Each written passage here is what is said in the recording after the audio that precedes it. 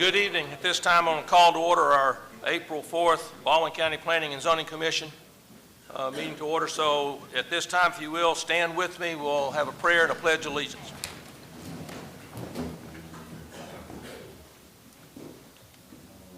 Father, we're thankful to you for this day, for the blessings you've given us. We're thankful to you for this county we're here representing tonight. Thank you for a great place to live, for all that make it that way.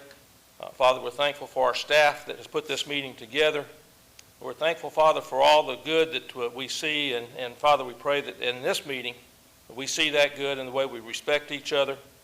Give us insight and wisdom as we conduct the business before us. And we pray this in the name of Jesus. Amen. I pledge allegiance to the flag of the United States of America and to the republic for which it stands, one nation, under God, indivisible, with liberty and justice for all.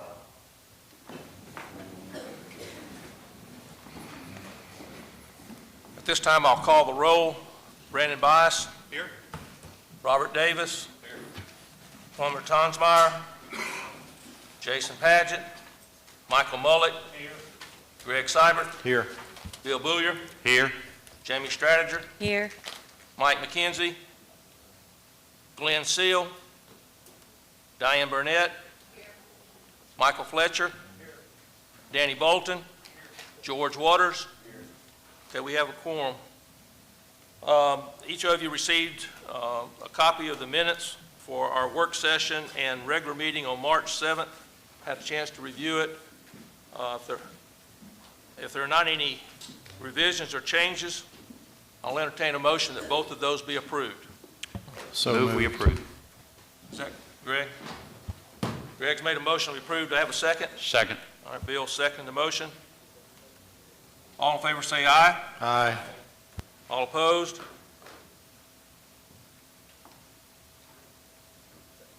All right, the minutes are approved. All right, at this time, for his first meeting, we have a new director, and I'm going to introduce Jay Dixon at this time, our new planning director, and he's going to have some comments before we get into our agenda.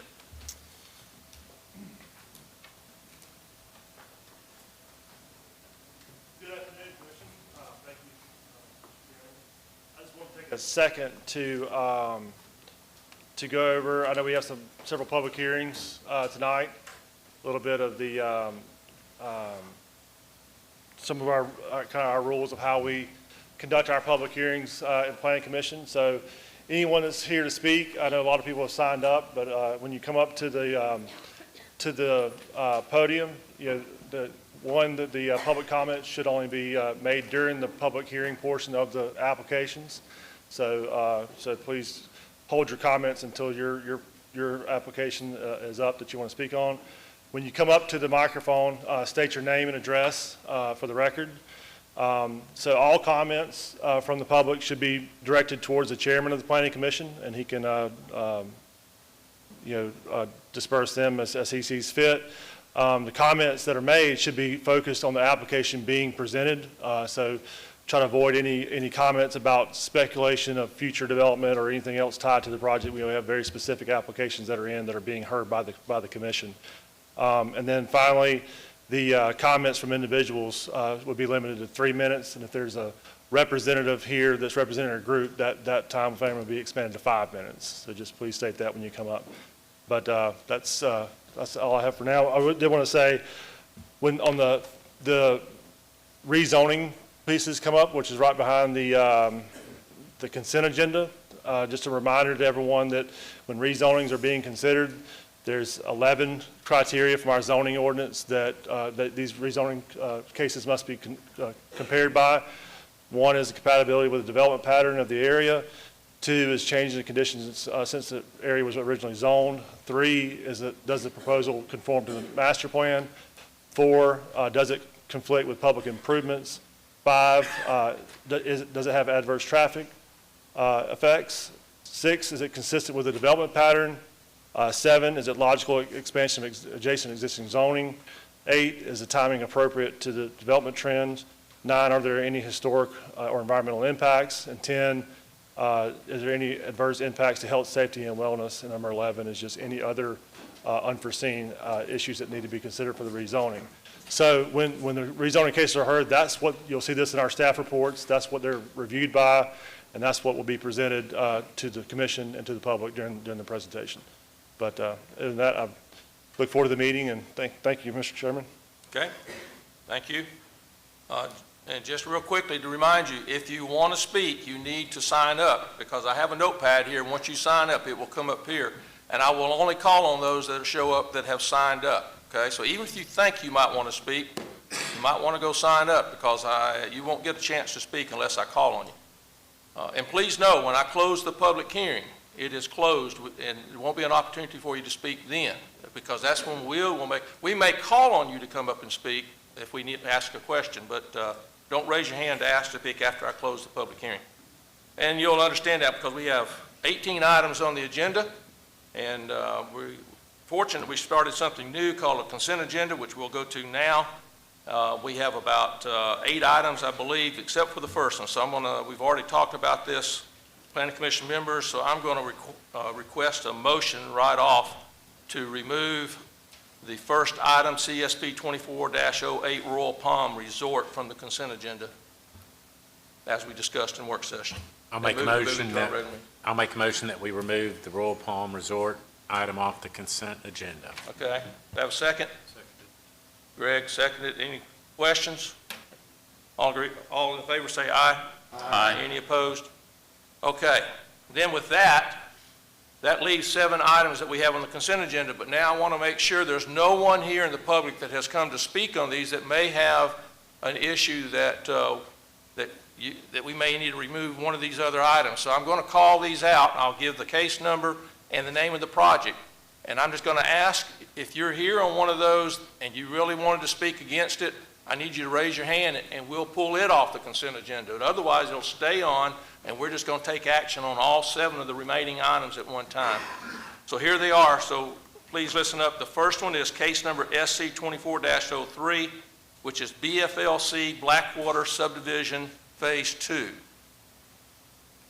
The next one is SC 24-04, Johnson Ridge Lot 6 replat. Okay, on that one. So is there somebody here on that one that had a question that came to speak against it? We have somebody signed up, is that right?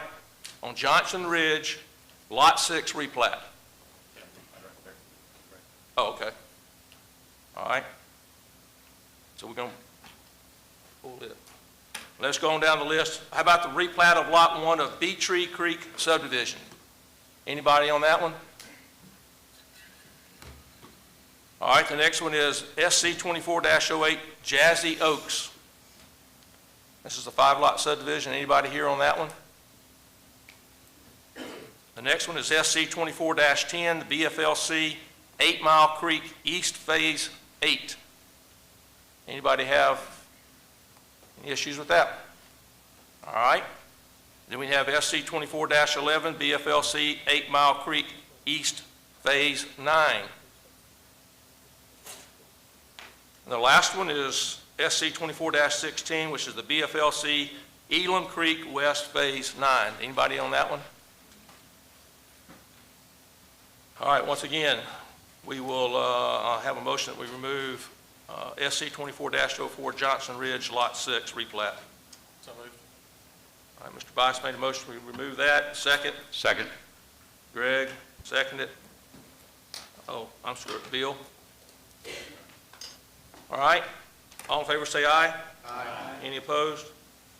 All right, so at this time, I will open the public hearing, and I'm going to list out the 6 remaining items, and we will take action on all these at one time.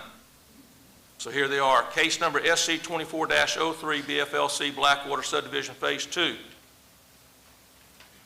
SC 24-05, replat of Lot 1, Beetree Creek Subdivision. SC 24-08, Jazzy Oaks. SC 24-10, BFLC 8 Mile Creek East Phase 8. SC 24-11, BFLC 8 Mile Creek East Phase 9. And then finally, SC 24-16, the BFLC Elam Creek West Phase 9. I've opened the public hearing on those. I'm going to close the public hearing and entertain a motion on those items. Mr. Chairman, I move that we approve all 6 of those items on the consent menu, please. Okay, Bill Brewer's made a motion that we approve those. Second. Brandon Bias, second the motion. Any questions on the motion? All in favor say aye. Aye. Any opposed? All right, those 6 items are approved. All right, with that, we're going to go back to the first item on the agenda that we made a motion to remove from consent, which is CSP-24-08, the Royal Palm Resort. I'm going to open a public hearing on this item. Does anybody need to declare any prior communication on this item? Okay, Ms. Boykin. All right.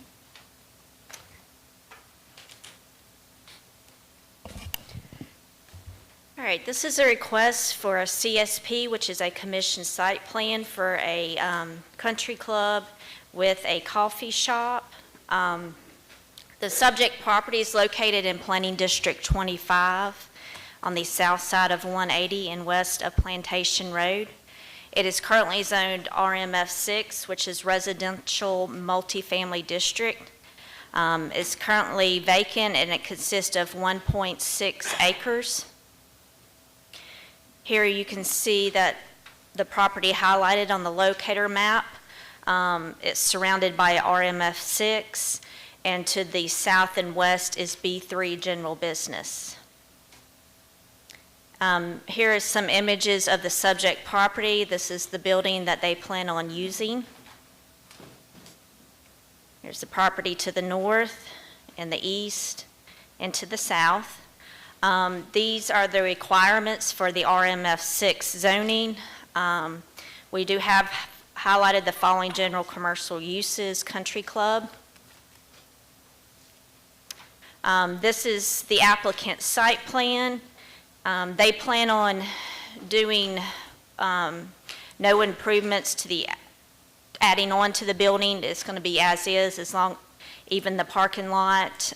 They are adding landscape that will be required. Here is the floor plan. You can see they have meeting rooms and dining rooms and food areas, and also a little food storage area. These are pictures of the existing lighting. This is their parking plan. They're required to have 11 spaces, but there are currently 29 existing parking spaces. This is the drainage narrative, which was accepted by the permit engineer. This is their landscape plan. They plan to add landscaping along the west side of the subject property. There was no comments. We did receive one for Bill Lynn, which he has consulted the applicant on this project. This is the flume, which shows it as rural agricultural and even the surrounding areas that are already developed. Staff has recommended approval of this CSP, even though it's zoned RMF6 and has no issues, and these are the standard conditions that we have applied if it is approved. Okay, any questions for staff? I have a question. Okay. Can you tell me if this is a members-only facility because of the term country club? That would be, you would need to ask the applicant for that question. They didn't clearly state that when we had met with them. But I think their intention was for the owners, the users of the surrounding condominiums to be able to use this area. Is the applicant here? Will they come up? Yeah, Yeah, I believe that's let's make lined sure up. nobody else has any questions for staff. If not, then I'll Okay. call on the applicant to come. Anybody else have any questions for staff? Glenn, it's a little difficult telling some of the pictures. Is that a paved parking lot adjacent to it? It is, yes. it's an existing, it's an older building that was used, I believe the last use was a real estate office. Here's some. Okay, any other questions? Okay, I'll ask the applicant's representative to come up. I don't know if you know what she was asking. Give us your name and your connection with the project. Yeah, absolutely. So I'm Shelby Wales. I am acting as the authorized agent. I'm going to be managing the property for Royal Palms Resort. The structure there at Kiva Dunes of the Homeowners Association is a little odd. So Royal Palms Resort is actually like a nonprofit corporation of 3 homeowners association. It's Royal Gulf, Plantation Palms, and Resort Convention Center. It's the 3, can we put the map back up there? The big one. Yeah, so the south of that B3 lot, those 3 different parcels, those are the condo associations that co-own that building. So the intent for this property, to address your question, Ms. Burnett, is to have a space for the owners for RPR and then their guests. It's when they approached me about managing the property, they had specific concerns with their long-term winter guests. So they needed a space. Their lobbies stay really congested in the winter and fall, and they wanted a space that didn't have automatic doors sliding, so that they could have a space to meet and play their, I'm referring to snowbirds, but that's not professional language for them. So that was the intent for the property, and they don't necessarily have the manpower resources to manage the building, so they're kind of contracting me out to take care of that. So I'm going to sell coffee and refreshments as a way to kind of cover the management costs. So it is theoretically a members only? Yes, ma'am. Yeah. Okay, the other question I have for you, are you going to roast beans? No, ma'am. Okay. No. Well, because, just asking. It smells really bad. And the other, do you know your hours of operation? Those are currently flexible. I'm open to suggestions. We're talking about 7 a.m. to 4 p.m., but if it makes sense, and if I can reasonably staff to keep someone there to watch the property at all times, then we will extend those hours. Thank you. Okay. Any other questions for the applicant?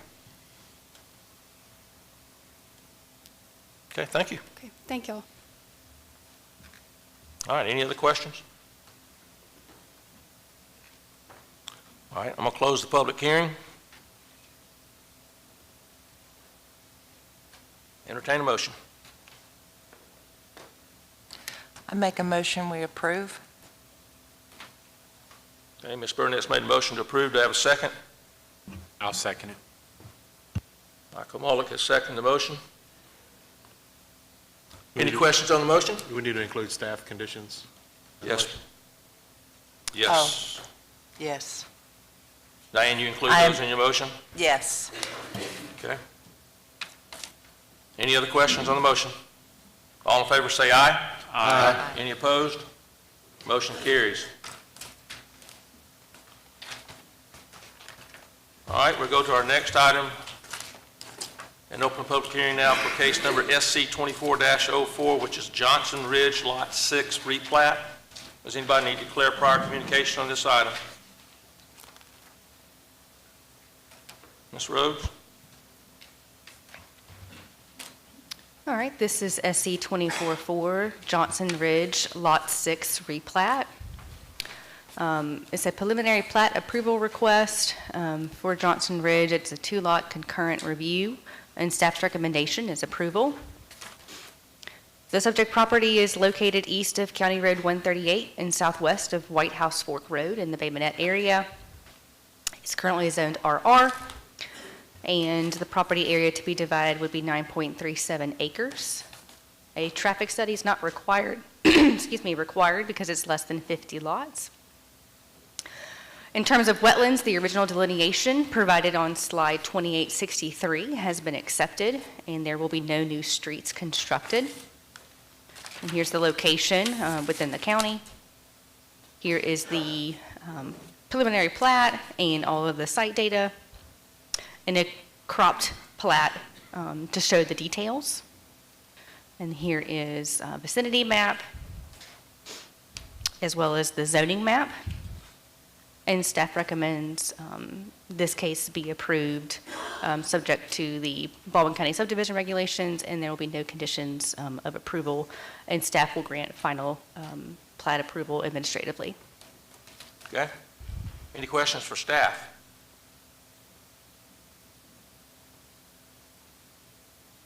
Okay. I have Darren Chastain.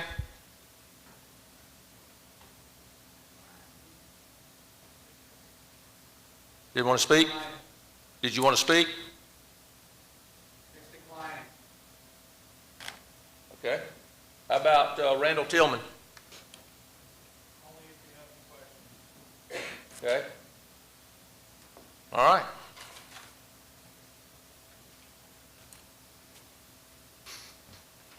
That's all I had signed up to speak. I'll close the public hearing, and anybody have any questions?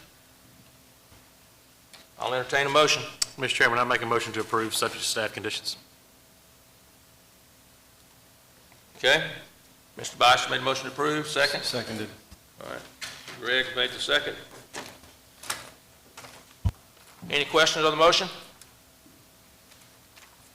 All in favor say aye. Aye. Any opposed? Motion carries.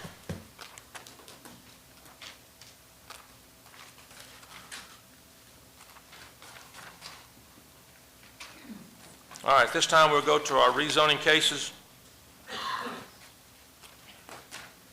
First item is Z24-06 Smith property. We'll open the public hearing for this item. Does anybody need to declare prior communication on this? Ms. Rhodes? All right, this is a rezone request. The case number is Z24-6 for the Smith property. Here's the location within the county. The request is to rezone 38 acres from RA to RSFE. The property is located in Planning District 21 and currently zoned RA. The property is located north of County Road 26 and west of Poser Road in Foley. The current use of the property is agricultural. The applicant is Axis Engineering Group, and the owner is Janet Smith.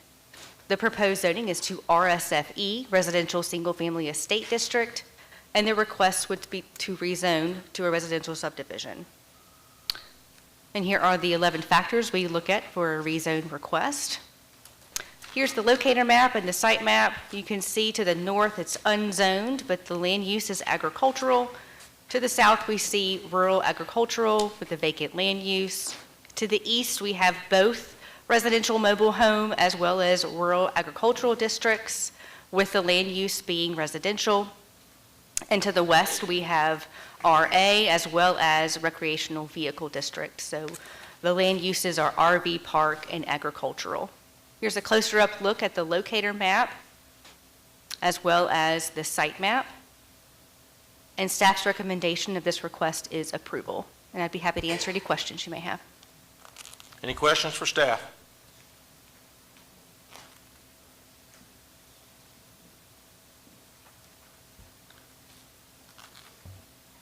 All right. I only have one sign. Jonathan Petty, did you need to speak? Okay. All right, that's all I had signed up. I'll close the public hearing. If there's no other questions, I'll entertain a motion. Remember, this is a recommendation to the county commission. Mr. Chairman, I move that we approve this and recommend same to the county commission. Okay? Have a second. Mr. Boers made the motion. Have a second to the motion? I'll second it. Mr. Mullick seconded the motion. Any questions on the motion? All in favor say aye. Aye. Any opposed? Motion carries. All right, open the public hearing for our next item, which is case number Z24-08, the Curtis property. Does anybody need to declare prior communication on this item? Ms. Boykin? All right. I'll be presenting this case for Crystal. This is a request to rezone 2.98 acres from RSFE to RSF1. The property is located in Planning District 35 off of River Road North. It is currently zoned RSFE, Single Family Estate, and the applicant is asking that it be rezoned to RSF1, Single Family, in order to subdivide the subject property. Here are the 11 factors that we considered. Here is the locator map. You can see the property to the north and east of the subject property is zoned RSFE. To the south and west is RSF1. Here, staff sees no issues with this rezoning request and has recommended approval. Okay, any questions for staff?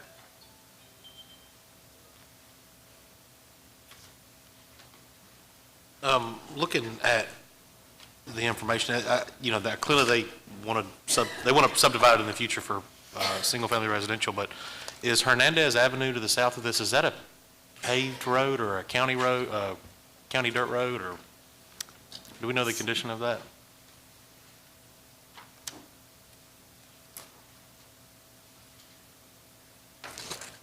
It is not county maintained. So I guess I'm thinking ahead, if they do want to subdivide it with access to Hernandez Road, that's something they'll have to jump through at some point in time. Correct. Yeah.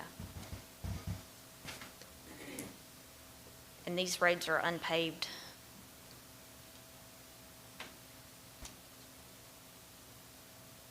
Any other questions? Only have one signed up. Scott Curtis, did you want to speak?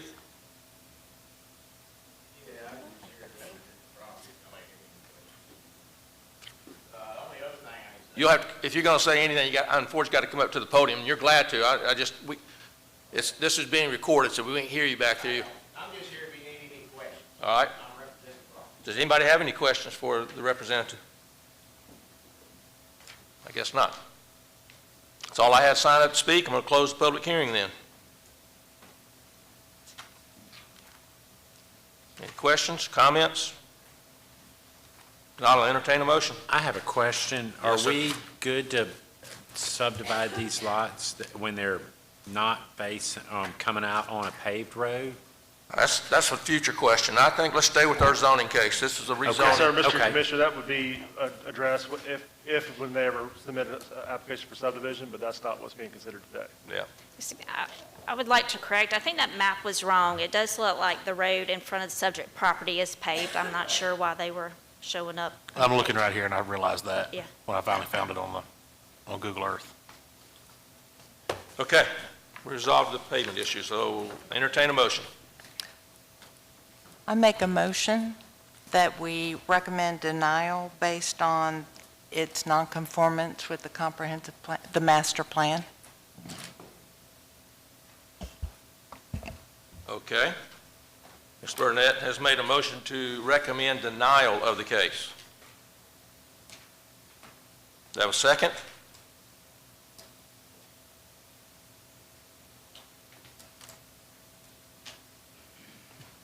No one?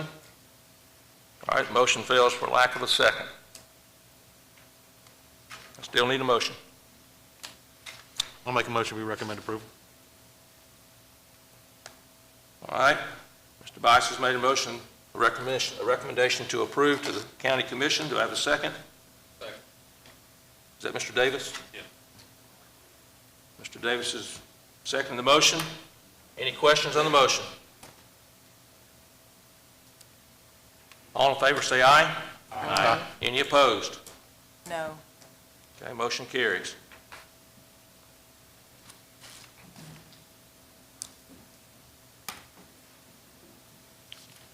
Okay, we'll open now a public hearing for case number Z24-09, the Lewis property. Does anybody need to declare prior communication on this item?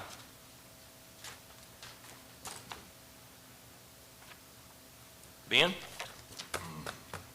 This is case number Z2409, the Lewis property. The request is to rezone 3.3 acres from RA to RSF1. The property is in Planning District 22 on County Road 97, just south of Highway 98, and the applicant would like to develop a 3-lot single-family subdivision. Here's the site map and the locator map. Most of the adjacent zoning is RA, along with some B2 and B4 commercial zoning to the north of the property. Here is the proposed rezoning plan for the property. The area to be rezoned to RSF1 is in yellow. They did meet all of the factors that we look at for rezoning cases, and staff is recommending approval.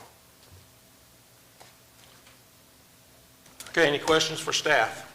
Ben, just to make sure I'm reading this correct, this is only rezoning a portion of the parcel? Yes, Okay. that's correct. Any other questions? Okay. I have one person signed up. Michael Lewis, did you want to speak? All right. Does anybody have any questions for the representative? Okay. I had no one else signed up, so I'll close the public hearing. Entertain a motion. Unless you have a question.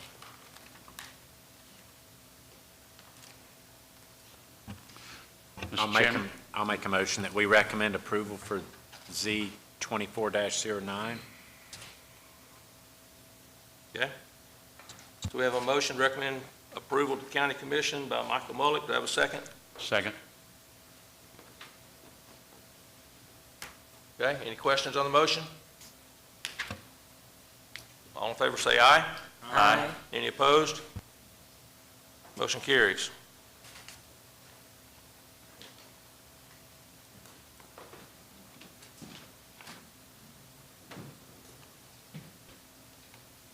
All right. Open a public hearing now for case number Z24-10, which is Ham Enterprises LDT property. Does anybody need to declare prior communication on this item? All right, Ms. Boykin. All right. Since there are several people signed up to speak on this, I'm going to go through the full presentation instead of just the first few slides. All right, this is a request to rezone 22.87 acres from RA to RSF4. The subject property is located in Planning District 33. It is zoned RA Rural Agriculture. The property is located on the east side of 95 and west of Ridgewood Drive. The current use is vacant. The proposed zoning is RSF4, Residential Single Family District, and the applicant is asking for the RSF4 in order to allow for the future phase of Spanish Cove to be developed. Here are the 11 factors that staff has considered. Here's the locator map. You can see the subject property is located just southwest of Spanish Cove. It is zoned RA. The properties to the north, west, and south and east is RA, and there's also some RSF3 to the east. Staff did recommend approval for this case. Here is the property images of the subject property. As you can see right there, there's a stub out for the continuance of the subdivision. Here's the adjoining property to the east, the adjoining property to the south, and the property to the west. And then also here's some more property to the north. This is the current zoning requirements for the RA zoning. The proposed zoning requirements for RSF4, which would allow 7,500 square foot lots with front and rear yard setbacks of 30 and side setbacks as 10. Here is a plat, recorded plat of showing the future development of Spanish Cove. It was signed in December of 1973. Staff feels the RSF4 is compatible with the existing subdivision, which is located in a different planning district, and that is Planning District 23, also known as Spanish Cove. This is just a zoom in of that lower area. Has there been change in the conditions upon which the original zoning designation was based? There's been few rezonings in the immediate area. You can see where the subject property is located in Planning District 33. That zoning map was approved in 2002. And then 23, which is also known as Spanish Cove, was zoned in 2003. This is the future land use map. It does show, it is mostly moderate development that is shown on the flume map, with some moderate development to the north, and then Spanish Cove to the east is shown as rural agricultural.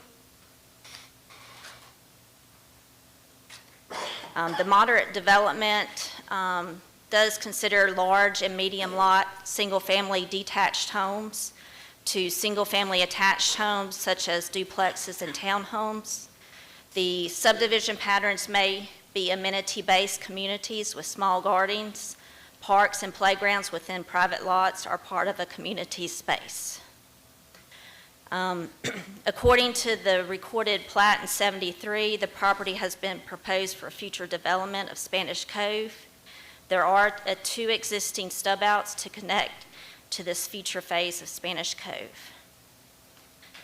Here you can see the existing Spanish Cove and their zoning. To the east of the property, subject property is zoned RSF3, which allows 10,000 square foot lots. The RSF2 allows 15,000, and the RMF6 allows 6,500 square foot lots. Many of the RSF3 that it's adjacent and to the north, most of them do not meet that RSF3 requirement. They're smaller and the lot widths are narrower. Here are the comments we received from different agencies. And this was just an overview of something that was on Spanish Cove's website to show the different communities within Spanish Cove. Thank you. Selena, do we know why, when District 23 was created, why that piece, if it was part of the master plan, the Spanish Cove, was not included in District 23? I've done research, and I haven't been able to find anything. Okay. Any other questions for staff? Selena, when you guys go through the 11 factors, and it's referenced several times in here, when y'all refer to fits a development pattern, what does a development pattern mean? Is it a development pattern that's coming, from the subdivision working out, or does that take into consideration the fact that this parcel is surrounded on 3 sides by RA? Both. It takes into both the development of what's adjacent to it, and usually we look within a certain amount of area, at least a quarter of a mile, to see the development pattern. Because as I said in the work session, we have historically, as a commission, at least since I've been a part of it, been very adverse to jumping from RA with a 40,000 square foot lot minimum to RSF4 with 7,500 square foot lot minimum. That is, and for all the, reasons we can get into. And it strikes me that we are not taking into consideration the other 3 sides of this parcel, when it comes to, trying to jump from RA to RSF4. Because what you've done now, if we approve RSF4 here, the next person that comes in and wants RSF4 for that next adjacent property, I would make the argument we're going to have a real hard time saying, doesn't fit the development pattern, or it's too dense or something like that, when less than 2 miles away under the water tower in Lillian, we denied an RSF4 request due to quote-unquote incompatibility. Any other questions or comments for staff? Mr. Chairman, can I interject on something like Sure. that real quick? So, Mr. Siebert, a lot of times when you're dealing with zoning cases like this is where the future land use map comes into place. You know, it's not a, The future land use map does come into play, and it Right. says RSF 1 or 2. It does not say 4. right, so I'm just asking how you consider that is so you start looking at what the surrounding development is. The future land use map is not a regulatory document, it's a mere guideline to try to anticipate future growth like that. I'd certainly So, argue it's right. being used as one, but go ahead. Yeah, so it is, so when you have these situations where you have a development pattern that is expanding and you have other surrounding non-developed areas, you start, taking more consideration into the future land. Okay, then that's perfectly fine. If we're going to consider the future land use map, then the future land use map does not recommend RSF 4, so you would make the argument that it does not fit with the future land use map, nor is it compatible with with the area. Well, the moderate density does allow for the moderate density, single family attached and detached, so I think that. Well, it certainly says in the box RSF 1 and RSF 2. Yeah, it does say that, that's true. So I'm just, if we're only able to go by what these 11 factors are, that seems fairly significant. Well, and they're different, the factors all I know appear they weigh ways. different. So it's just, you have to look at the holistic picture of all 11 factors. And that's what I'm looking at, because there's just as much RA to the west of this as there is, RSF fill in the blank, back to the east. And I'm deeply concerned not only with the development of this particular place and being as dense as it is for this particular area, but as well as, kicking the top off an anthill for the next parcels that come in. Not to mention, what I would deem a little bit of consistency when it comes to how we deal with development. Because last month's meeting, again, we had a 40-acre parcel that a lady wanted to put, 27 houses on 40 acres, not 89 houses on 23. And while the staff, to their credit, remained extremely neutral, it was very obvious that RSFE was what they wanted, and we ultimately, had, denied that.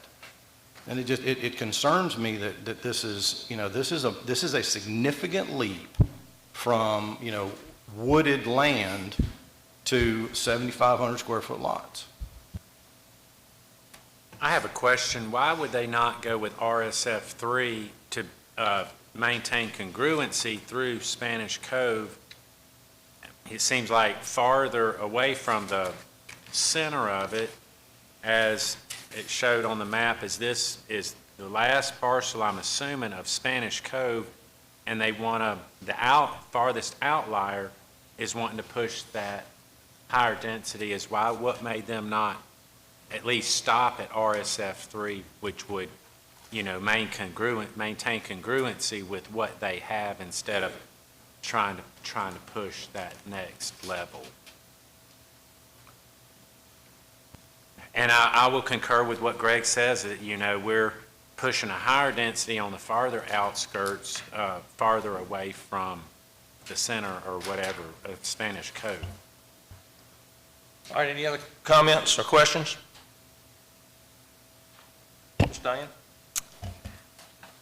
I agree. I just think that parcel is a transitioning parcel to the agricultural area, or the area that's zoned rural agriculture, and I just think that the proposed zoning request is just too dense for that area.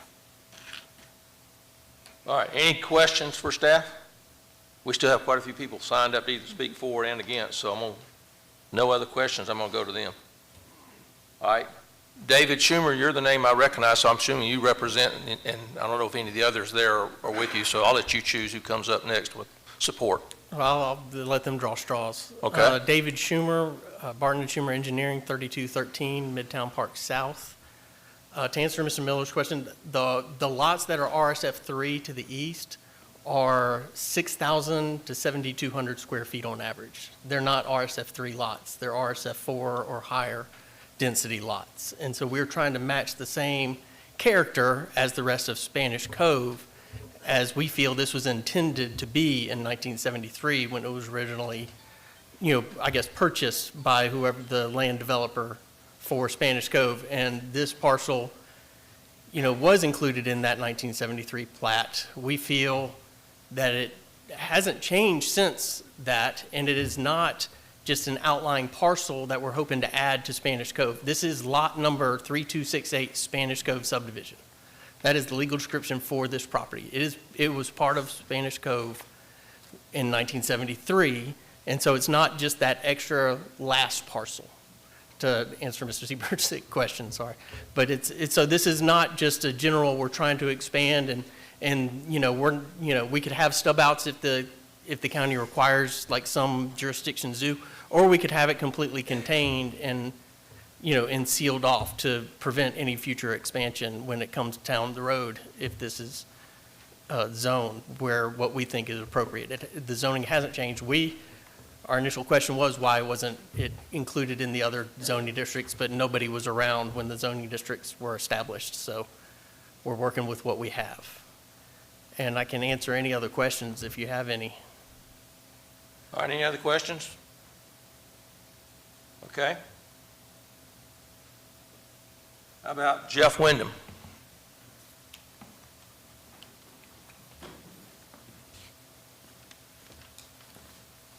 Yeah, Jeff Wyndham, I'm the president of Ham Enterprises. We are the owner, and I would just reiterate what David said. And to answer one of the questions that was brought up as to whether or not this is opening a can of worms for other properties to come in and want RSF4, other properties are not a part of a Spanish Cove or other type subdivision that was platted in 1974 and has been platted for future development for over 50 years now, which predates me for sure. 50 years ago, the infrastructure wasn't having to deal with the population growth that has taken place over the last 50 years. So if we have an opportunity to allow infrastructure, and I would make the argument even emergency services in Lillian to try to catch up, why would we want to add another 89 houses? I appreciate the fact that it's been there since 1973. But if, we have to deal with the conditions that we're dealing with today, and, if nothing's been done in the last 50 years, unfortunately, that's not our concern. We have to deal with the circumstances that we're dealing with right now, which is, a strained, area, when it comes down to it. Yeah, and respectfully, I would submit to you that, over the last 50 years, it has been built out all the way to this parcel. Numerous roads run into it. Two of them actually intersect this road, and it's stubbed up for those. And as part of our site plan, I know we're here for the zoning and not the site plan, but part of our proposed site plan would include a construction entrance that could then be turned into either another ingress or egress for Spanish Cove, or just a dedicated ingress egress for emergency vehicles. So again, we're not here on that right now, but that would be part of our proposal that we anticipate doing on the site plan. So the only other thing that I wanted to mention, I know there's plenty of people in favor, plenty of people not in favor, but I did read a lot of the public comments, and that, I would mention to you that while some of it is zoned, as you mentioned, RA to the north, the east, and the south, the only part that is farmed is the few parcels to the north. The rest is just all treed and grown up, and including one to the west as well. Last thing that I would mention is because this is on a road in a subdivision that has RSF4, as staff noted, that it is stubbed out. It was anticipated being developed as part of Spanish Cove. In 2002, when it was rezoned into RA, again, that predates me, but had I been here, we would have made the same case in front of you that this should not be zoned RA. This is part of Spanish Cove, and they have the Perdido Pines subdivision, which this is, that allows up to RSF 6. So we did not ask for RSF 6. We stopped at RSF 4 because that matches the measurements of the properties that are directly adjacent to it. Last thing that I would mention to you is we are not the dreaded out-of-town developer. Our office is in Robertsdale. I live in Fairhope. So we do not want to create something that causes a lot of heartburn, a lot of issues, and we certainly understand that we need additional access to this parcel. But I agree with what David said, that I don't believe it was a transition piece. I believe, like the 1974 plat shows, that it was originally a part of Spanish Cove. And you certainly don't have to take mine and David's word for it. I think also signed up to speak is Pete Garofola and Bobby Beck from Spanish Cove. Okay. All right, Pete Garofola. All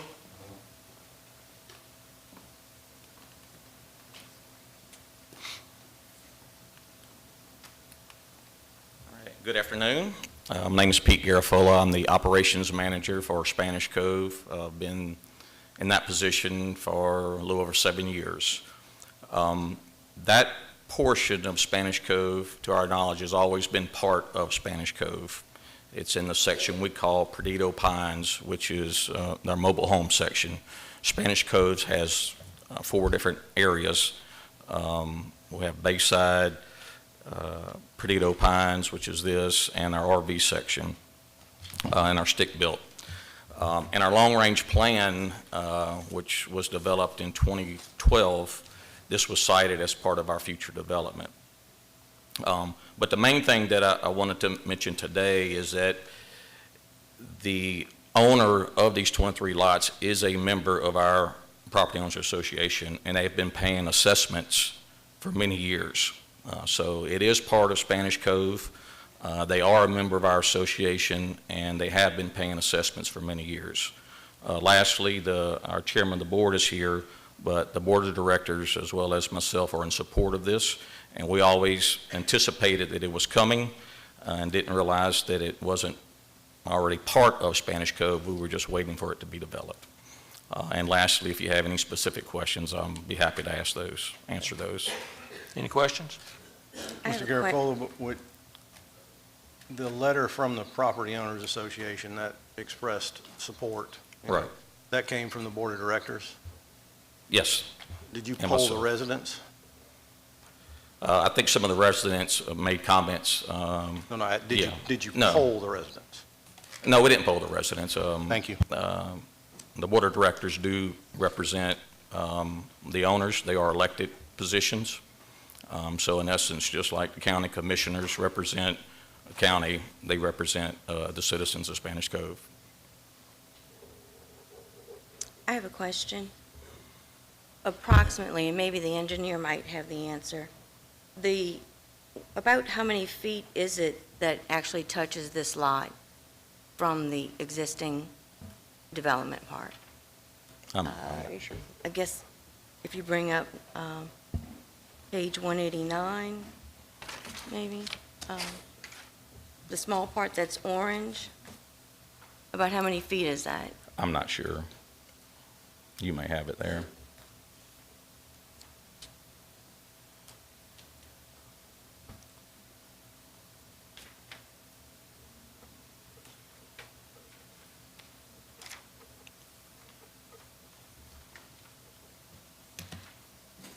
I'm not sure. I don't have a measuring tool. Okay. Okay. So, any other questions? Thank you, Thank sir. you. Mr. Beck, did you want to speak? Okay. All right, so everyone else that I have signed up are in opposition, so you'll have 3 minutes to speak. I would say choose your time wisely when you speak. If somebody else has already said something that you were thinking about, don't lose your 3 minutes talking about something. Tell us what your concerns are that maybe haven't already been said so that we hear all the concerns. So, all right, Ms. Gamble, do you want to start us off?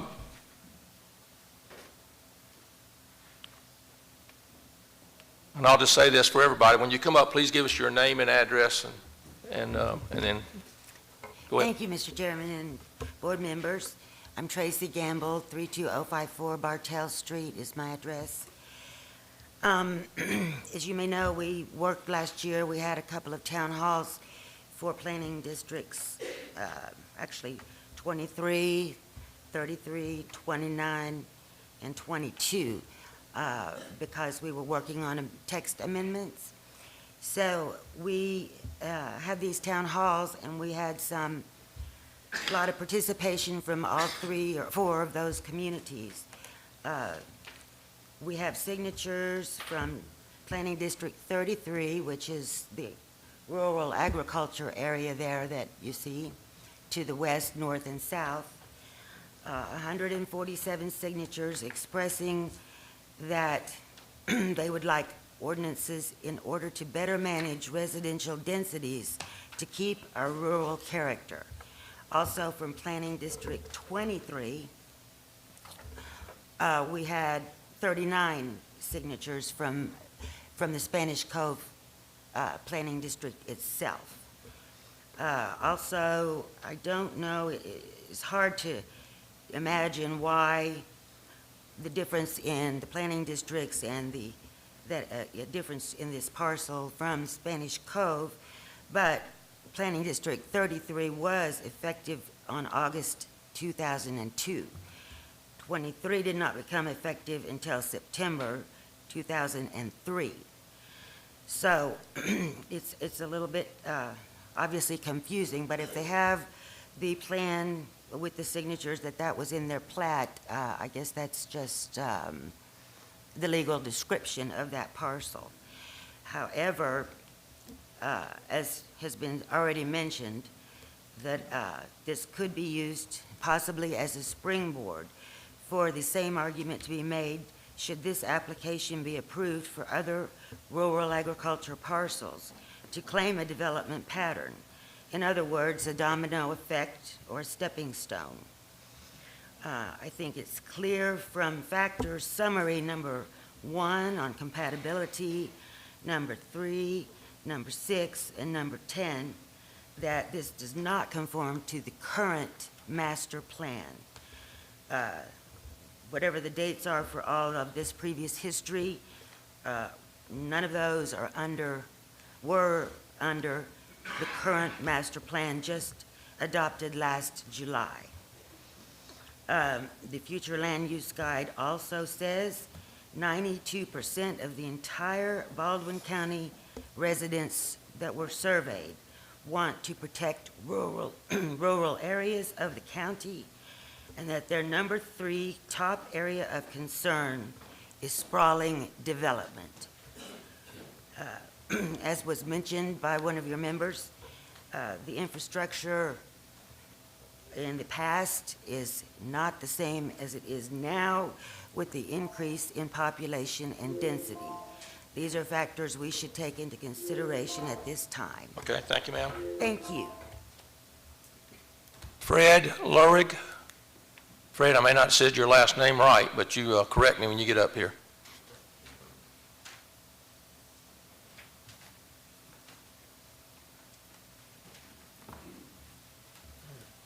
My name's Fred Lerwig, and I reside at 9192 Soldiers Creek Road.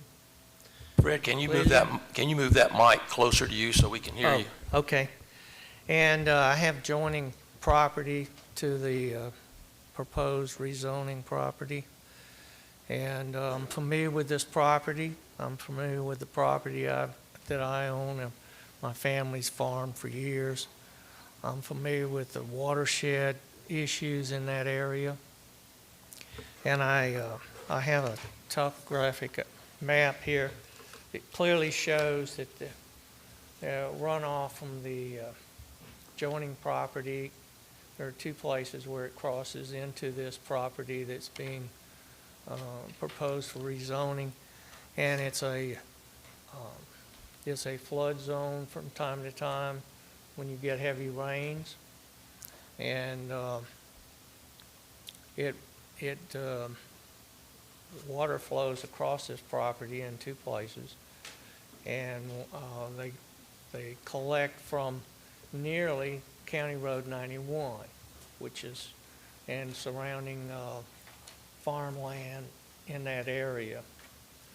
And of course, whenever you build houses in that area, it would be a issue with flooding, and it's an issue with runoff downstream from there, because that waterway ends up in Perdita Bay eventually, and it goes through some of the heavily populated areas between my property and the bay. So I would strongly set this zoning aside and consider keeping it where it's at, because it is a watershed piece of property, and it helps to control water and the rate of discharge to the bay, and controlling erosion and controlling flood. So that's all I have to say about it. I do have 2 updated maps here. I'd be glad to give those to you, and you can see for yourself. Yeah, you can, Selena, can you hand those up? All right. Thank you for your time. Thank you, sir. Richard Andrews.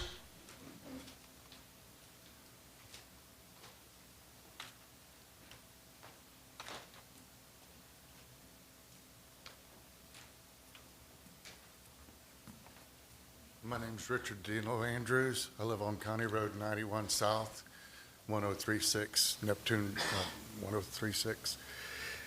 The property that they're getting ready to build sits on the back side of mine. The flooding with the building they've already done, we've watched an increase of water rise on my property, and I've only owned it for 30 years. But it gets higher and higher each year. The traffic, they've said they've been planning this since 1993. Right now, if you use 91 to try to get on 98, you're putting your life in your own hands. People are flying down 98. It's a state road. 91 is a county road. If they've planned for all this development, then they have not planned for people to safely navigate it. And that's my biggest problem. I've talked to, and they've told me that they have a commissioner now looking at 91 because the roads don't completely line up correct. They said, be patient before we can get a red light there. That's our lives at stake. Most of the people that live there, we're all old. We can't afford to get rear-ended or sideswiped. The Rex and Lillian, we're a volunteer fire department. We don't have a paid-for fire department. We don't even have a paid police department. We can't handle major emergencies. If we have an ambulance come, it comes from Foley or Alberta. We don't have the stuff. Our infrastructure is not set up for all this development that they're pushing on us. They just put, 45 houses on the end of 91? And nobody thought, what a catastrophe you've got once you put that there. We all leave to go to work early in the morning. Even at 5:30 in the morning, I leave my house between 4 and 4:30 now just to get away from the traffic. But even at 4:30 now, it's piled up at 91 south going to cross 98. It's agriculture area. We bought out in the country for a reason. If they planned on developing that area in 1993, 73, good God, you've had over 50 years to work on the roads, get them ready. Is that not true? Who do we go to get things faster? They told us to be patient for the roads to get fixed. How many people die before we get the lights that we need to make it safe for us to navigate it? That's my biggest problem. And I don't know what to do. Coming here, maybe we can slow some of the development down until we do get our infrastructure set up to handle. The sewage in the cove, I know at least once a month it backs up.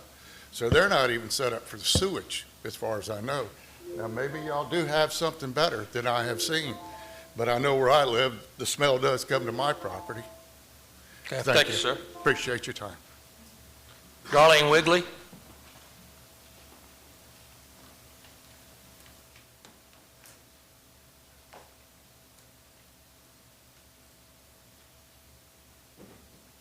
Good evening. I live at 1687 Santa Cruz Drive in the Cove. And I've seen lots of growth since I've been there since 2008. And we're already packed in there like sardines, it feels like. We've had some new buildings put in that kind of started without any knowledge. And we all have found out now about this new building that wants to be put in. We have no infrastructure for that kind of luck, and as has already been discussed. And our sewer system smells all the time. I just don't know what 85 more houses would do in there. And from what I can understand, and I don't know for sure, the egress and ingress to that area will go through Spanish Cove, not out to the highway, unless something is done to make that happen. Thank you, ma'am. Jeannie Raven?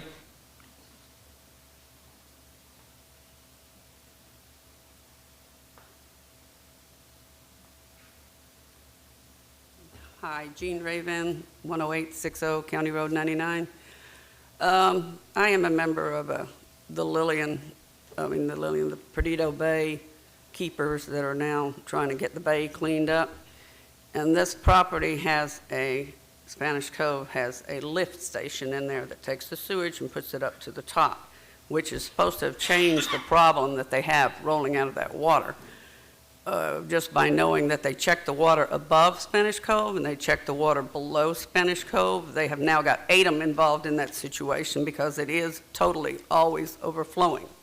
And it has a bad amount of sewage in it. For some reason, they can't get it right. So if they're going to make more added to that, I asked them before, about 2 years ago, when they were going, another development was going to be added, and they said, oh, we got a lot of capacity. And then I said, then why does it smell coming out the end of Perdido, right down there? So that's just my comment on it. Okay, thank you, ma'am. Valerie Pravat? Hi, thank you. Thank you. I'd like to reiterate on what some of my neighbors said about the smell. When you drive there by Spanish Cove, you smell it. Regarding what my neighbor said about the concerns with Perdido Bay, we have watched over the years as the development takes place. We have watched the orange, red clay going all the way down the road, flooding the properties. I would like to address some of the things that the gentleman said, and I take exception and disagree with what they've said. When Spanish Cove was developed 50 years ago, I was growing up on the other side of the bridge. I always, since I was a little girl, have gone to church in Lillian. When I got married, my husband and I bought some property and then ultimately bought more property there. So I am sandwiched between Mr. Andrews and Mr. Lurwig, who already spoke. So my 20-acre farm, and I am a farmer, my 20-acre farm is 2 properties to the west of this. And when Spanish Cove was developed, the idea was that it was this darling little retirement community, that it was specifically, I have seen some of the advertisements for this from the early 70s that my friend and neighbor Marilyn Risher was in. And the idea was that it was for snowbirds or retirees, and they would be surrounded by agricultural farmlands and woods. Spanish Cove is a shanty town now. Sure, there are some nice areas in there still. And what you may have seen on the Spanish Cove website, I promise you, those are hand-picked photos.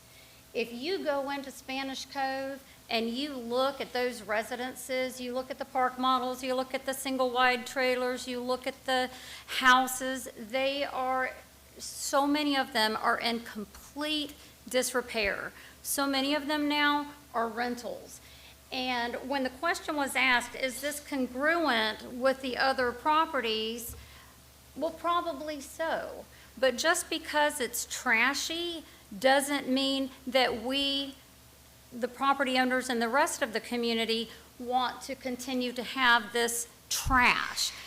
When touching on the traffic, I do whatever I can to avoid going past the Spanish Cove properties because it is, I'm sorry, I'm out of time. Thank Okay, you. Thank you. Raven Roper?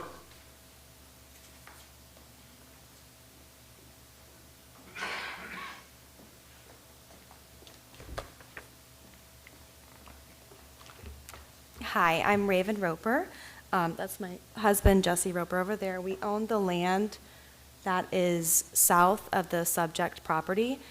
We own 9.7 acres, and this would just be a disaster for the area. We have owned it for 7 years, and here are my key points. It's distressing. This is a distressing proposal, and we are extremely opposed to this for many reasons, including traffic congestion, overpopulation of the schools that are at full capacity, agricultural impact, and environmental impact. Behind our 9.7 acres, it is like wetlands and just deer and beautiful agricultural land that should not be touched. And that is what makes Lillian so special. And so we hope that the zoning is at least reconsidered from what is like dense lots.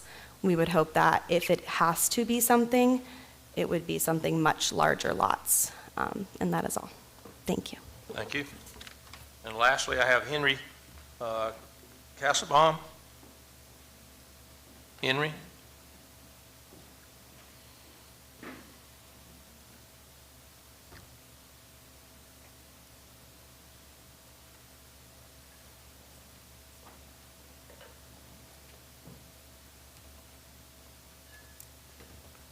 I'm Henry Castlebaum from Lillian, Alabama, 31994 Pitts Lane. That's right across from Waterworks Lane, where I understand that's where they want to put an entrance there. And we own property on that property, there on that lane. And we got a fence there. And are these people, that they get to put those homes down there, do we have to let them cross over our property like this?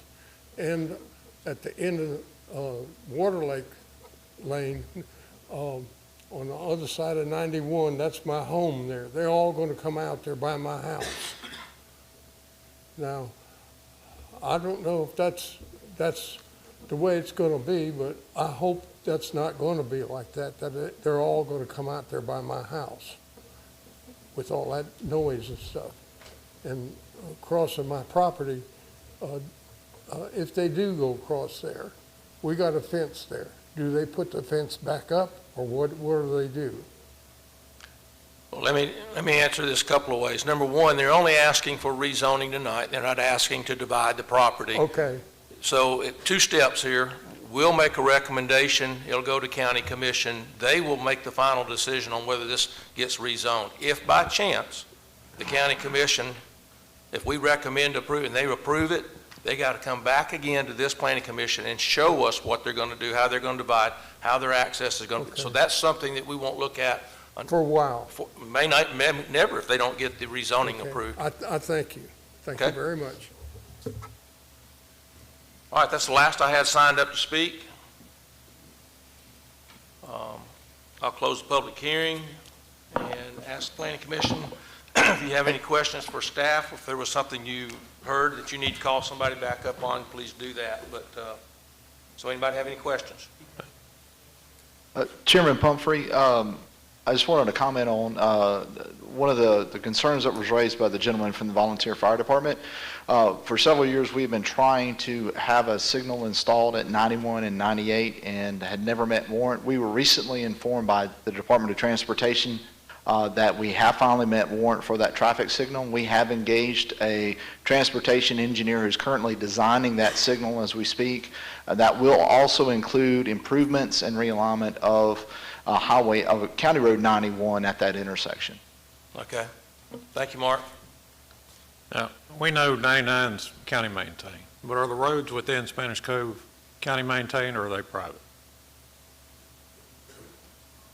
I believe they are private. Yes.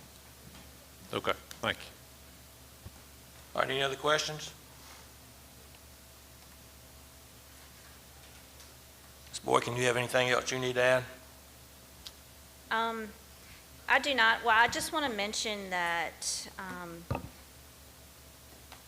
since we recommended RSF4 for approval, we were considering the existing development, them going in and out to get to that property through the existing development. And that was pretty different than the Barnhole property that we had last month, where there was no existing subdivision or subdivisions around it, and they were going from RA to RSF1. And there wasn't much development within that area. So that was the factors that staff had considered when making a recommendation for both of those. Okay. All right. Any other questions?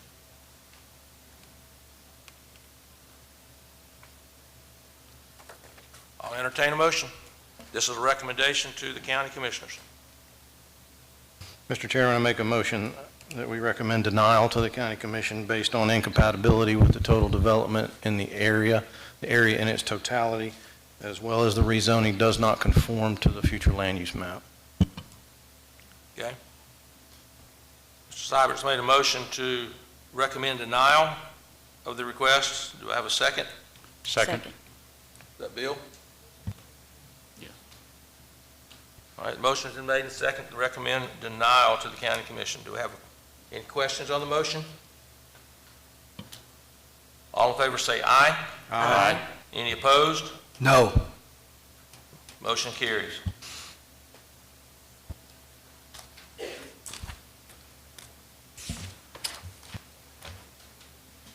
So everybody did understand this will go to the county commission next. A motion is made from this planning commission that they deny it. They'll have a public hearing just like this was held tonight, if you are, and you'll have the opportunity if you want to speak again to that. So it'll be advertised. All right. All right, now we'll start with the subdivisions. This is Summer Grove subdivision, a 250 lot. Hang on a second. Oh, sorry. You got ahead of me. Here, yep. But if you want, does anybody need to declare prior communication on this case number STP 23-31 Summer Grove subdivision? Have at it. Okay, 215 lots. It has required a traffic study, wetland delineation, all those sorts of things. 10,000 linear feet of interior roadways. And this is a close-up of the plat. And this is something I didn't point out in the staff report, but there are two entrances. There's one here on Rigsby Road, and there's one down here that comes out on 54 West. Sorry, East. And it's currently 3 separate parcels that will all be combined. And you can see Daphne in the vicinity, and then it's fairly close to Highway 181 and above Highway 64 to the south. All the utility letters are current. It did meet fire flow requirements. And we did receive a letter. The Belforest Fire Department has started sending these 3-4 page letters that have a list of things, but a lot of these are things that would be addressed later at the point when they come back with the buildings. The things that they do ask for that affect the front end, 2 entrances, which this one has, and then again compliance with the ISO requirements.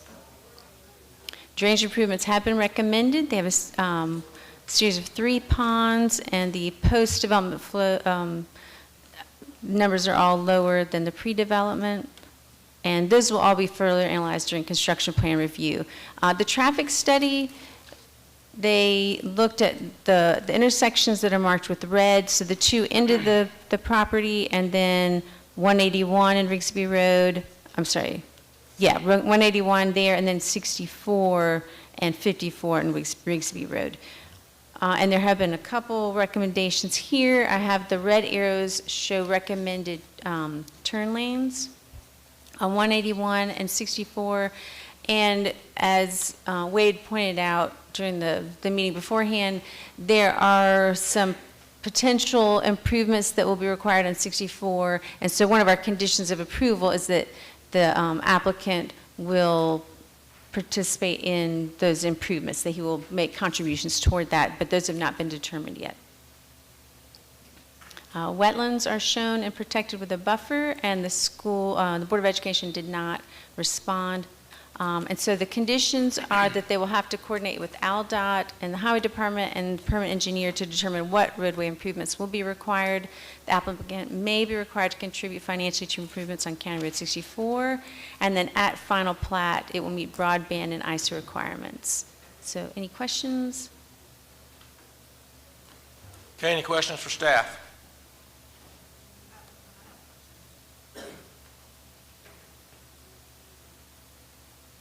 All right, no one? No, I'm going to call. Hang on. All right, I'll start with the applicant's representative, Dwayne Smith. Let you come up first.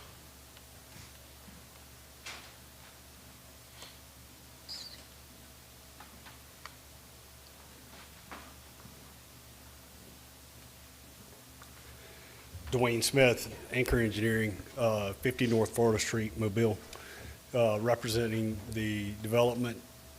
Basically, we've met all the subdivision regs in laying this out. We've also included above and beyond, and we provided a buffer all the way around the interior of the property, plus extra buffer for screening coming off of Rigsby Road for the current residents that are there.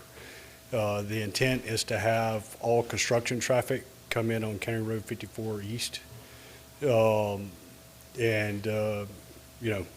everything we can to be a good neighbor in the development. Any questions?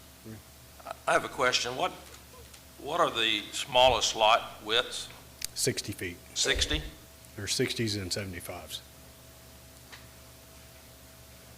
Okay. Is there any planned common areas that are usable Yes. for, and other than, I'm not just talking about leaving vacant, but are they planned to right. be used? So, and I can't see road names So go right here. magnifier. Right in the center. Where that block of lettering is? Yeah, that, kind of right behind Sean there, to the right. Oh, okay.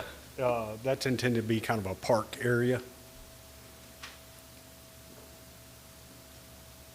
I will say the first one he submitted had over 300 lots, and they're all 60s, and then he came back with a mix, the revision.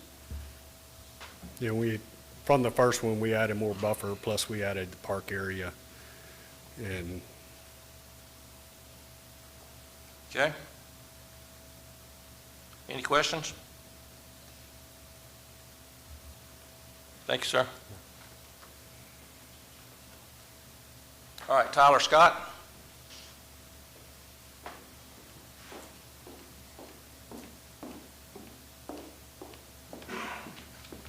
Good evening. Tyler Scott with Tyler Scott Law, 9811 Millwood Circle, Spanish Fort. I represent Alvin McPherson and Kathy McPherson, and they own the parcel that is adjacent to the north of the main access point off of Rigsby Road. My client generally opposes the house that's currently there being torn down and that property being used as a driveway or an access point to the neighborhood.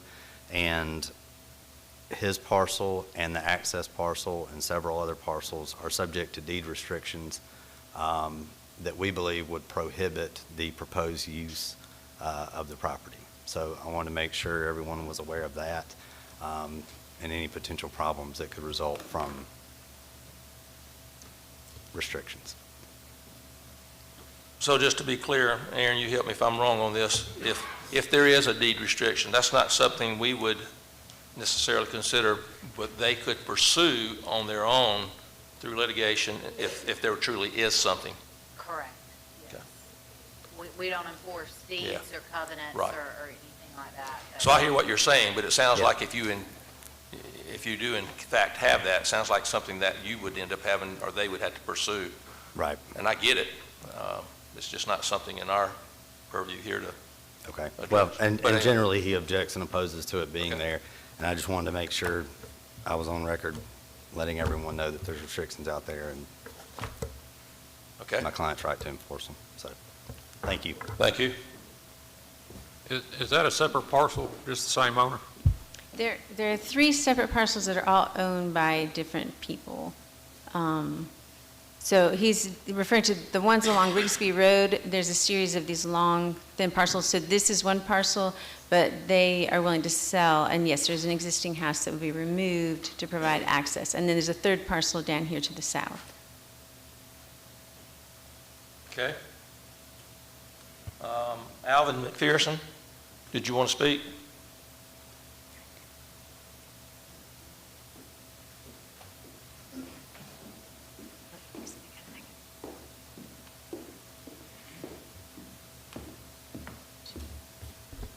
Thank you. I'm Alvin McPherson. That was mentioned, I'm at 27770 Rigsby Road.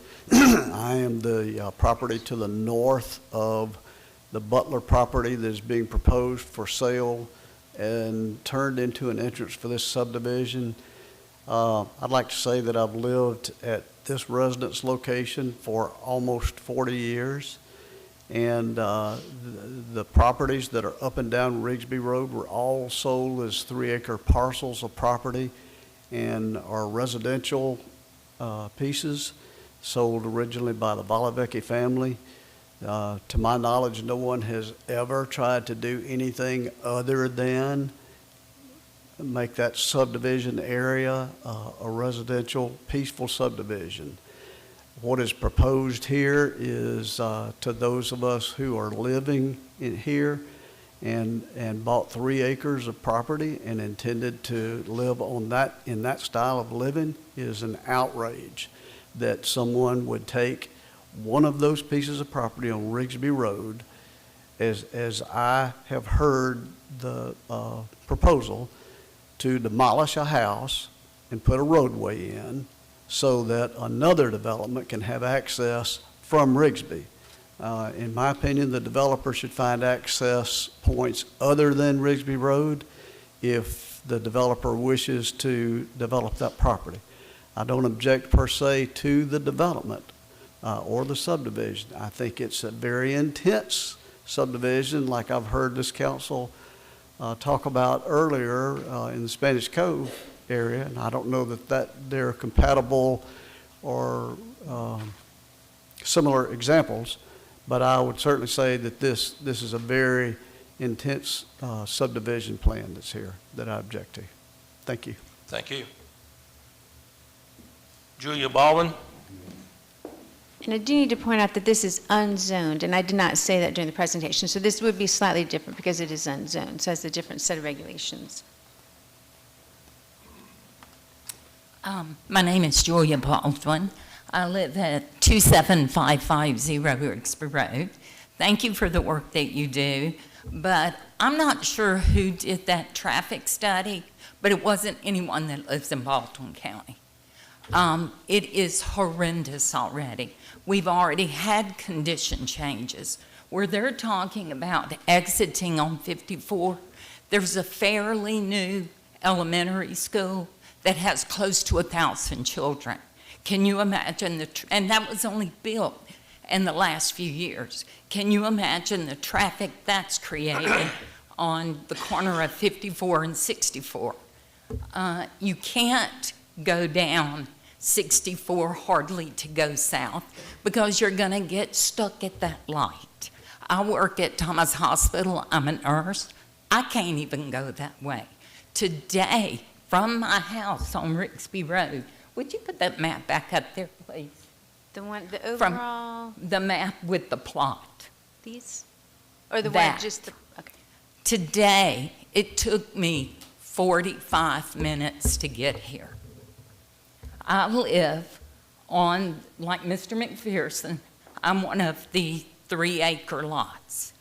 I have already now, without any egress on Rigsby Road, I watch between 25 and 45 cars in the morning within 10 minutes. That's people trying to get on the interstate.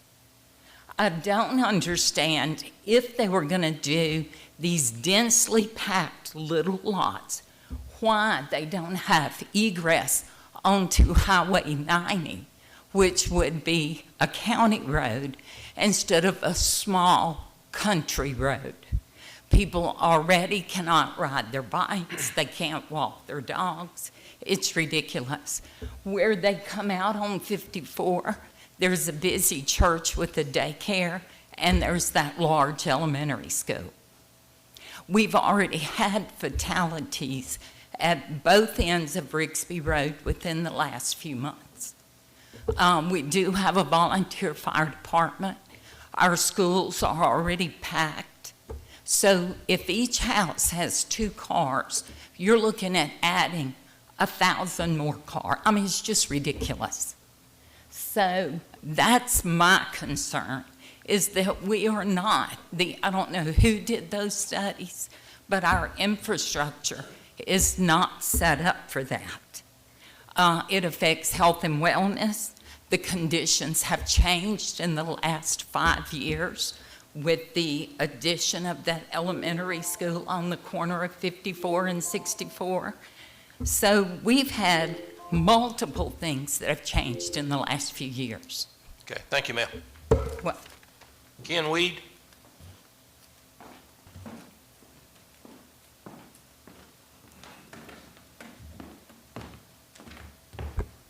Yes, my name's Ken Weed. I live at 27592 Rigsby Road.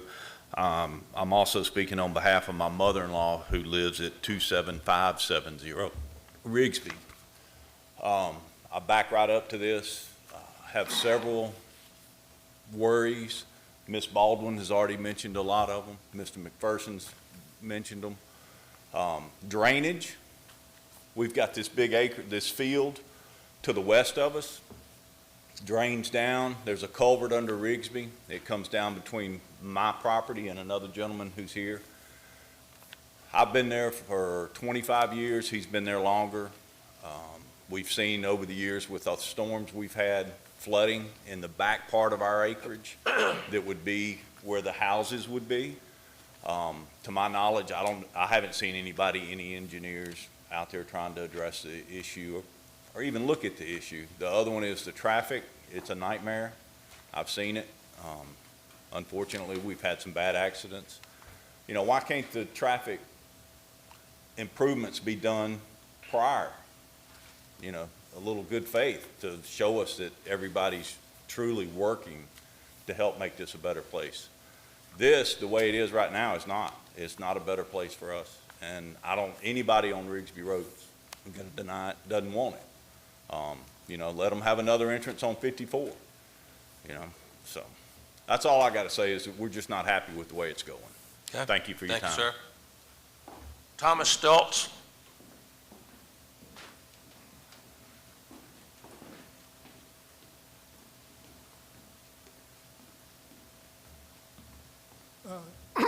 Excuse me, Thomas Stoltz, 27640 Rigsby Road. I am concerned about the stormwater management. This is the same plot, and that there's about a 100-acre farm across the street from Rigsby Road. It all drains to a ditch on the west side of Rigsby Road, which all funnels to a single culvert. And that culvert runs between my property and Mr. Weed's property, straight onto their property. And I've been there for 29 years, been through hurricanes and big things.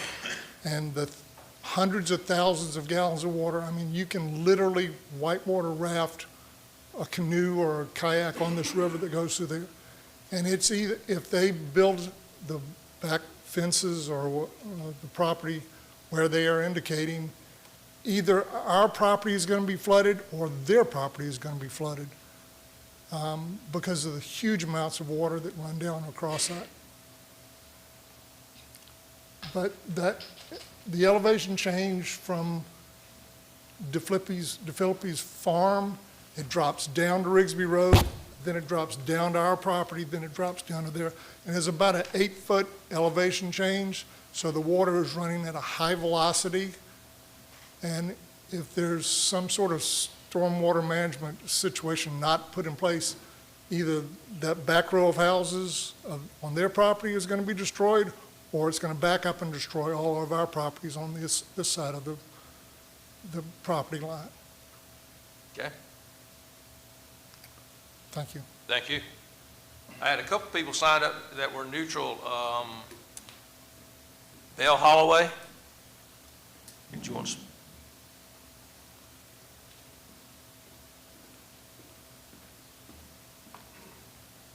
My name is Belle Holloway. I live on Holloway Lane, and that's off of County Road 54. My concern also was the traffic issue. There's 3 new subdivisions right there on the neighborhood. It's the little family area that we call Yellingville. That 3 subdivision, as other members of the neighborhood said, that you can't get out. The traffic is so bad that you can't get out of County Road 54 or Rigby Road.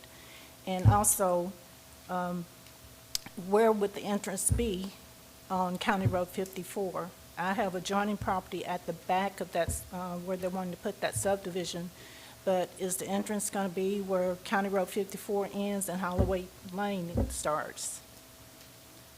Because I get drainage from Holloway Lane that flows down to my property at the end of Holloway Lane. Ms. Mitchell, is the connection at the end of 54?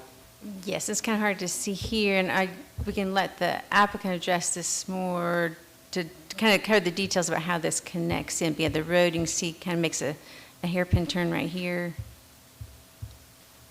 Ms. Holloway, I don't know if you can see, because it's probably behind where she's standing. Yeah, it's hard to tell. Right down here, the road comes up, kind of turns to that corner. Mm-hmm. So it's going to be where 54 ends and Holloway Lane Or where it makes the starts? curve. Where, yeah, that's just, I mean, the overflow of traffic is going to be horrible. Okay. All right. Thank you, ma'am. Gail Young?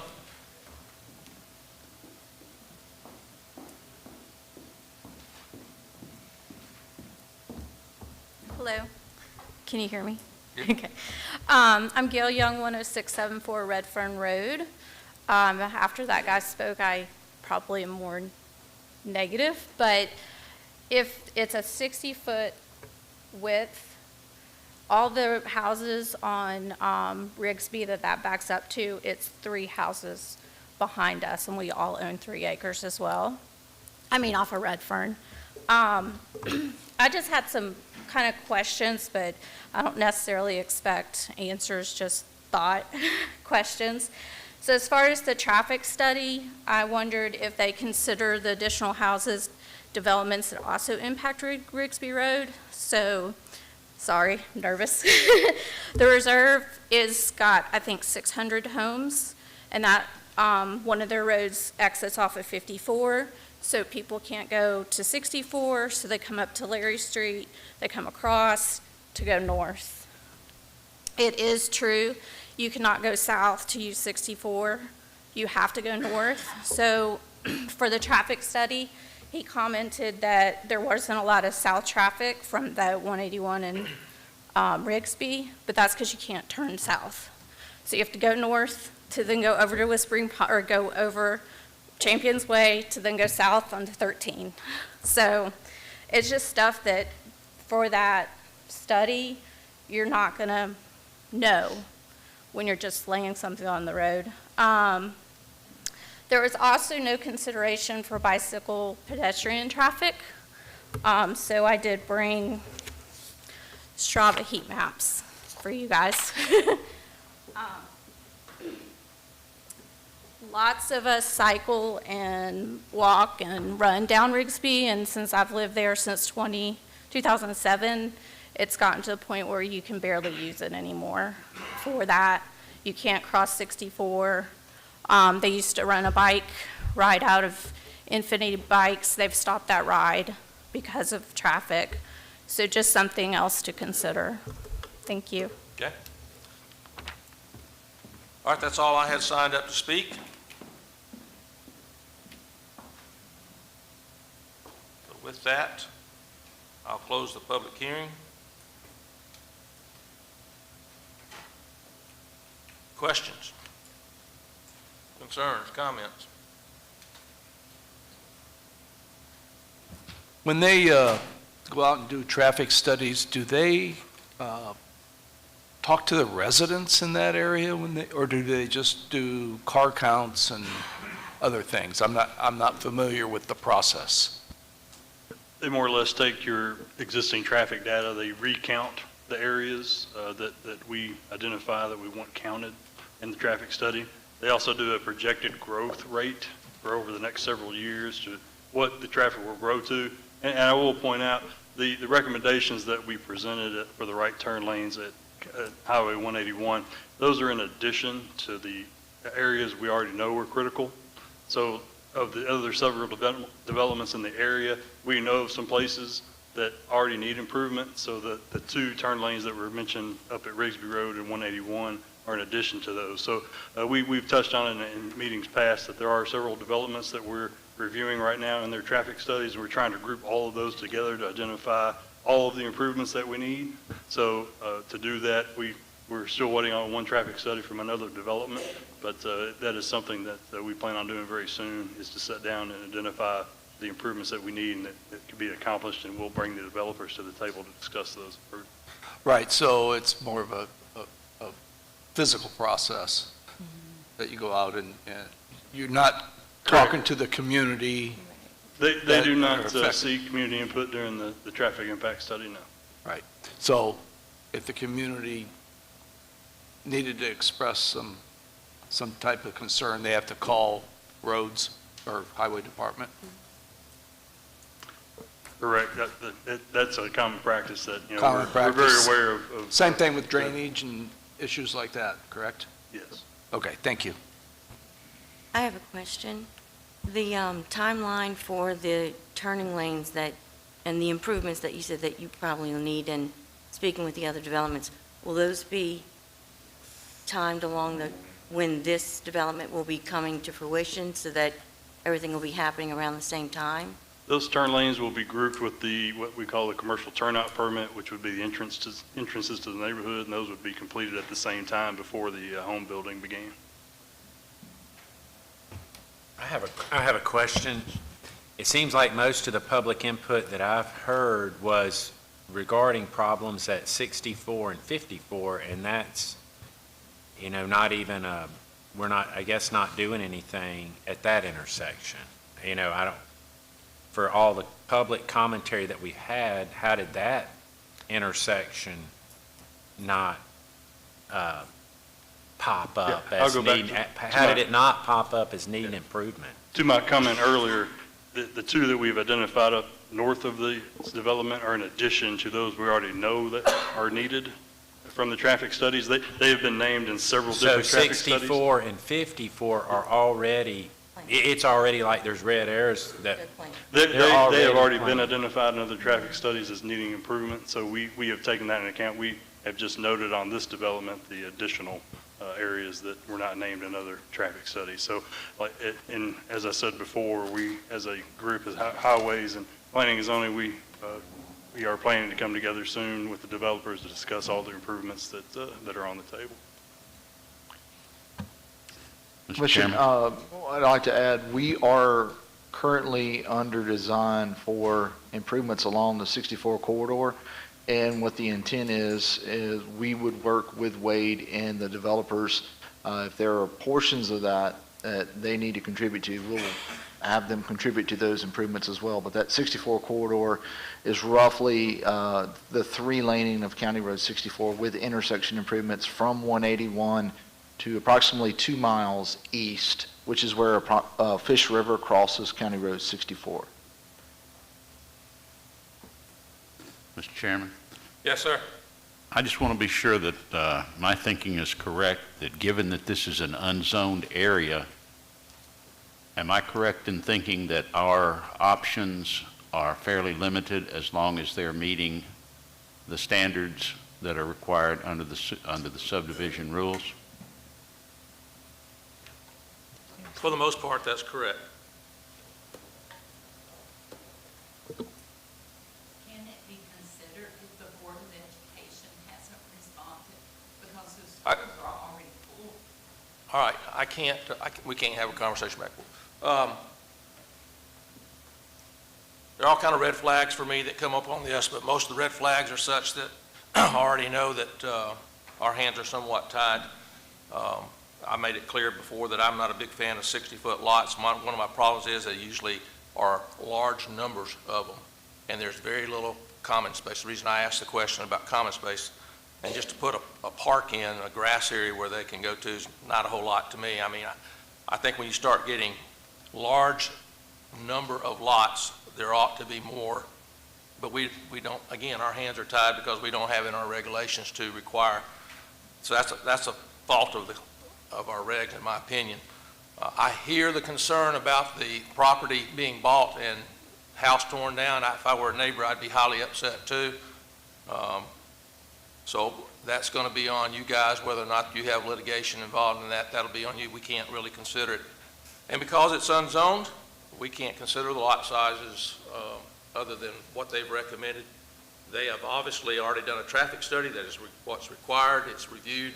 It's done by a party. It's reviewed by the county staff, the drainage, so that all of you do know, because there were questions about drainage. We're not approving this to go to construction if it gets approved tonight. They still have to submit engineered plans to our staff that have to be reviewed. So all that drainage, the map that you gave us, whoever it was that gave us the map a while ago, that will have to be considered. They're going to have to prove to the county engineers that they've addressed all of that. So our approval tonight is not an approval for them to go to construct. They have another step they've got to go through. So that's my take. I don't get to vote, but I'll just take my chance to say my piece and I'll shut up. Does anybody else have any comments or questions? Mr. Chairman? Yes.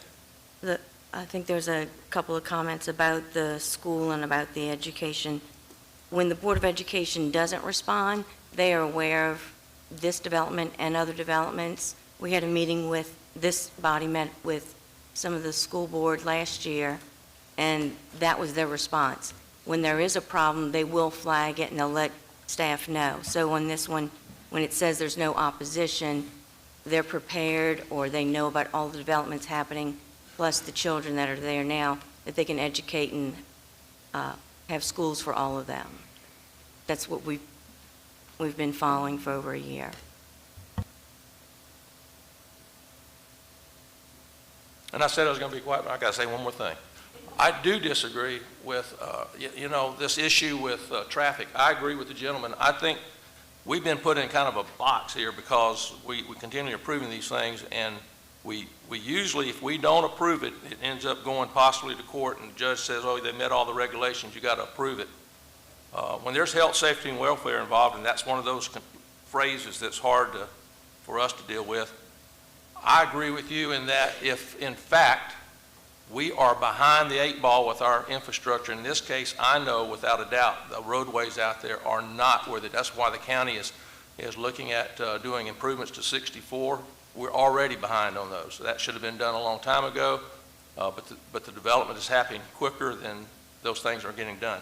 For me, at some point, it seems like it is right for us to stop development until those improvements are in place. But I'm sure I probably would be advised that's not maybe the best route to go. But somewhere along the way, somebody has to say, all right, now I'll shut up. Anybody else have any questions? Any concerns? Ms. Mitchell, you have anything to add? I do not. I think I closed the public hearing, so I will entertain a motion. Mr. Chairman? Yes, sir.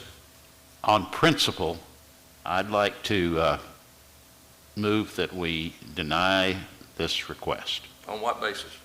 on the basis of health and safety and the welfare of the folks who currently live out there.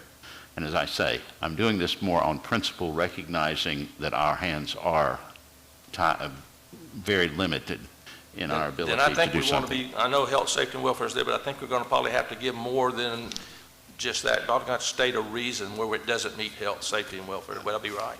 I'm happy to withdraw the motion. As I say, this was only a principled statement of the uncertainty and the health, safety, and welfare of the area, recognizing that the county is doing things, recognizing that there are proposals for the highway improvements out there.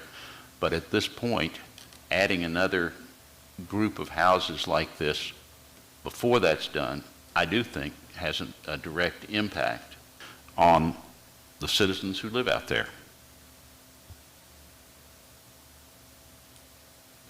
So to be clear, so you made the motion and now you've withdrawn it? I'm willing to withdraw it. As I say, the purpose of me making this motion is strictly on the principles that we discussed about the health, safety, and welfare of the folks who live out there. I understand that our hands are tied, and if we approve it as a board, I understand that too, and I probably would vote for that if we don't want to make a principled stand on this as a group. So I make the motion as stated. So now I'm confused. You are making the motion.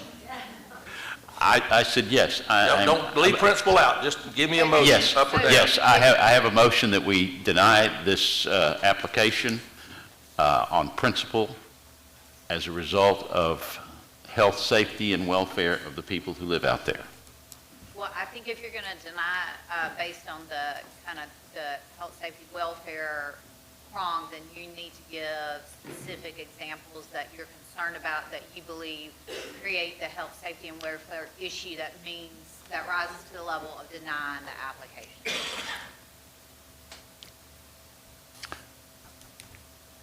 I hear what you're saying. I know what our responsibilities are based on the county regulations at this point. I recognize that this would potentially open a large can of worms, so to speak. However, I think explaining and listening to what the people have said that have come here to testify this evening, I think that we have, as the chairman said, there's at some point we've got to make principled statements to try to improve the growth and development of this county, not just for today, but for the future. Now, if this is not the right place, that's fine. I've simply make the proposal to deny it. We're a group here. I'm not suggesting that that's the best idea, but I think somebody has to say enough is enough at some point. This may not be it, and this board will have to decide that as a group. So, Commissioner, so with this application, the law is very clear that if it meets all the regulations, that we have an obligation to approve the development as proposed. Now, there's some principal statements and principal issues like you're expressing. The way we would address that is if the commission would like to discuss amending some of the regulations, some of the subdivision regulations that could address some of these items, that would be the appropriate time to do that. But as far as this case here is going, under the current regulations that this board has adopted in the past, we're bound to review and vote on subdivisions as those regulations state. And as I said, I'm certainly willing to withdraw this, but I think that the issue needed to be brought up in some way. And maybe this is not the right way to do it, but I do think that it's important that we look to the future. And if that's what we need to do is to adjust and amend the regulations. Yeah, I believe the proper way to do that would be if there's specific issues with the regulations, whether it's lot size or open space or whatever it may be, you could email me and ask, for the staff to look into some of those amendments. We can look at the subdivision regs and look at how that can be addressed, but it would have to be addressed through a regulation change. Because right now, these are the regulations that are in place that we have to go by. In that case, I will withdraw my motion and ask that the staff look into ways that we might adjust this going forward. Okay, with that, I still will entertain a motion. Diane? I make a motion that we deny the request based on the size of lots. The subdivision regulations, Article 1, in the purpose, says in an effort, these standards, these regulations were established, and then ... in an effort to regulate the minimum size of lots, the planning and construction of all public streets, and then it goes on further. So I think it does give us the ability to look at minimum size lots. In unzoned areas, that is not. Pardon? We have a minimum lot size for unzoned areas, which this does comply with that. Right. And Sean, you make. 5.11, Well, if they this have. is purpose, Right. and I think that might vary depending on where you are in the county. And I would just like to add, just to kind of step back for a second, 5.11 does allow lots of size based on the current utilities. And the other thing that we've been thinking about is that growth, dense growth, should be concentrated near municipal areas. And if you look, Daphne is adjacent on both sides. You can see that there are numerous subdivisions in this area. So just in thinking about growth as a whole in the county, if you're out in a very remote area far from a city, then perhaps this would be inappropriate. But given its location, what's around it, that perhaps this is not the hill to die on, perhaps? I don't know. But of course, we defer to you. And I just want to point out that 5.1 says that the planning and design standards shall be complied with by all applicants, and no higher standard may be required by the Baldwin County Planning and Zoning Commission.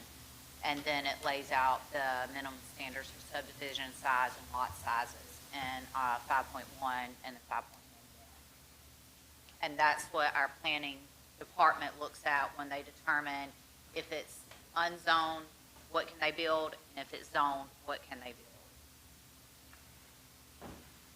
And this is unzoned, so they get to choose basically the lot size. All right. I withdraw my motion. All right. Still do not have a motion on the floor then. Mr. Chairman, I'll make a motion to approve with staff conditions. All right, Mr. Bice made a motion that we approve subject to staff conditions. Do I have a second? I'll second it, even though it's a bad idea. All right, we have a motion, a second on the floor. Any questions on the motion? All in favor say aye. Aye. Any opposed? No. Motion carried. All right. I think we have two more items.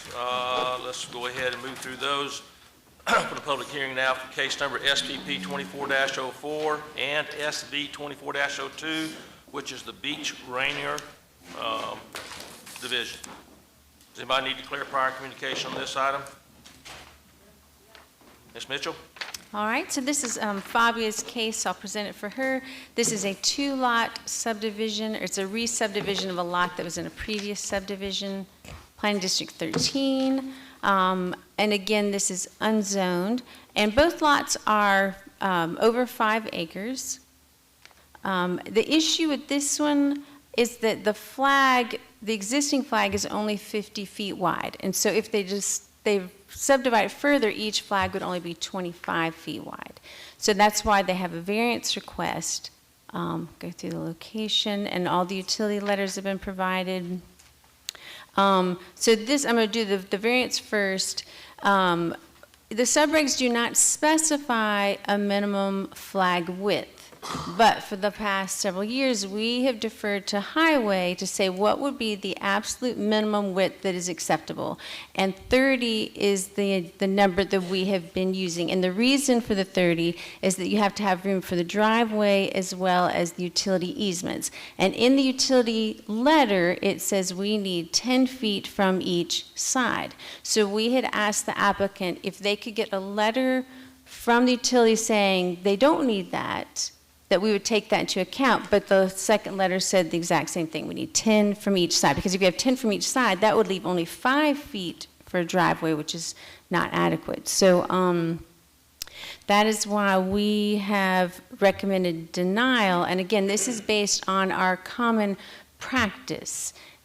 We don't specify minimum, but with the guidance of the Highway Department, 30 is what we have been using. And whenever someone comes to us with a subdivision plan, if we see a flag that is less, if it's a large lot with a flag less than 60, we will tell them this cannot be further subdivided because it needs to be 60 feet. And typically what they'll do is go back and make it 60 so that they will have the option in the future to divide. But in this case, the flag was created 50 feet. So with the understanding that that will not be further subdivided.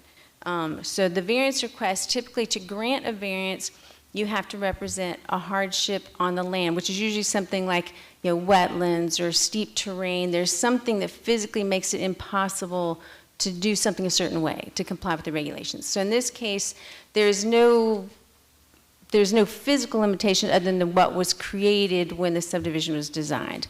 And so in order to have adequate width, they would have to buy property from one of the adjacent owners.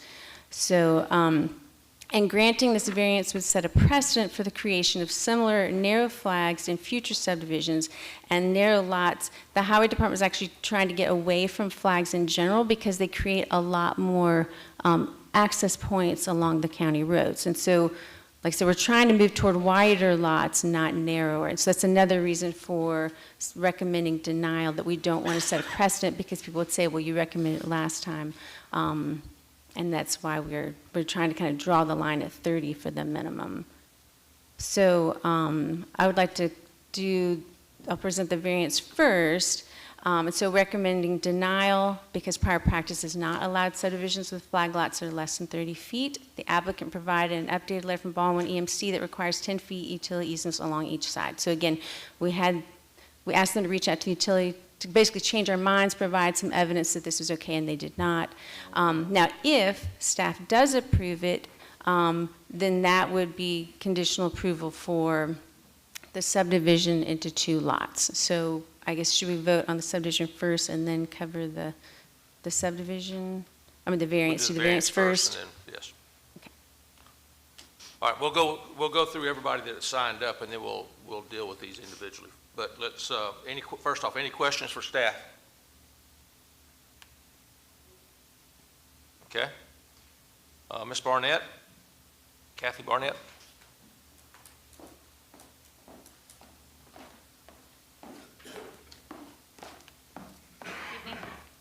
Kathy Barnett with Dewberry Engineers, and I greatly respect the staff, Fabia and Sean, and I debated this with them at the staff level, so nothing that comes out of my mouth is going to surprise them or be disrespectful, because I know they have a job to do and they're looking out for the citizens of Baldwin County. As far as the variance, I don't think it should be requested. And I don't think we should be discussing the need for a variance because you're asking a variance on a practice, not a rule that's prohibited in the subdivision regulations.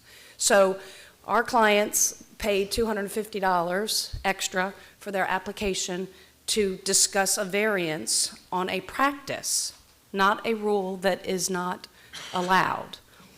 They attempted to do their due diligence. We reached out to the planning department and said, we have a 50-foot flag. Can we do this? And the answer was yes, if the utilities, or not yes, that wasn't as deliberate, but as long as there isn't a problem with the utilities. So I do have a letter from the utility department, and they reference our plat dated March 19th, 2024. And on that, we have a 30-foot common driveway in the middle with the 10-foot utility requirements as dictated by the staff recommendation. So the couple is here, the two couples are here that are friends, and they'll tell you why they want to do this property. But we've attempted to address all of the concerns. We have no problem if you want to make a note to the plat and legally record it that no further subdivisions can happen. We understand and appreciate the purpose of the 30-foot flag and staffs and the challenges that they create, but we're talking about an 11-acre lot being subdivided for 2 5-acre lots for a single-family use, where we've, I believe, addressed all the comments. And again, you're asking for each one of these applications. I know you try to apply the rule across the board consistently and fairly, but I think that each case is different, and I don't think that we should be judged on a variance.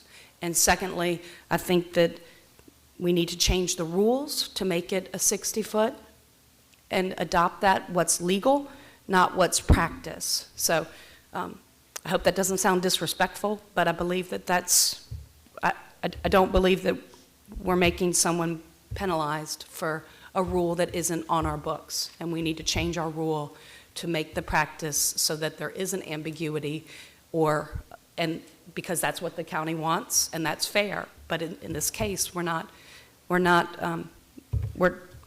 would set a precedent, but it's not a rule that's not on the books. So I don't want to belabor it any further, and if there are any other questions, I'm happy to answer them. Okay, any questions, Ms. Barnett?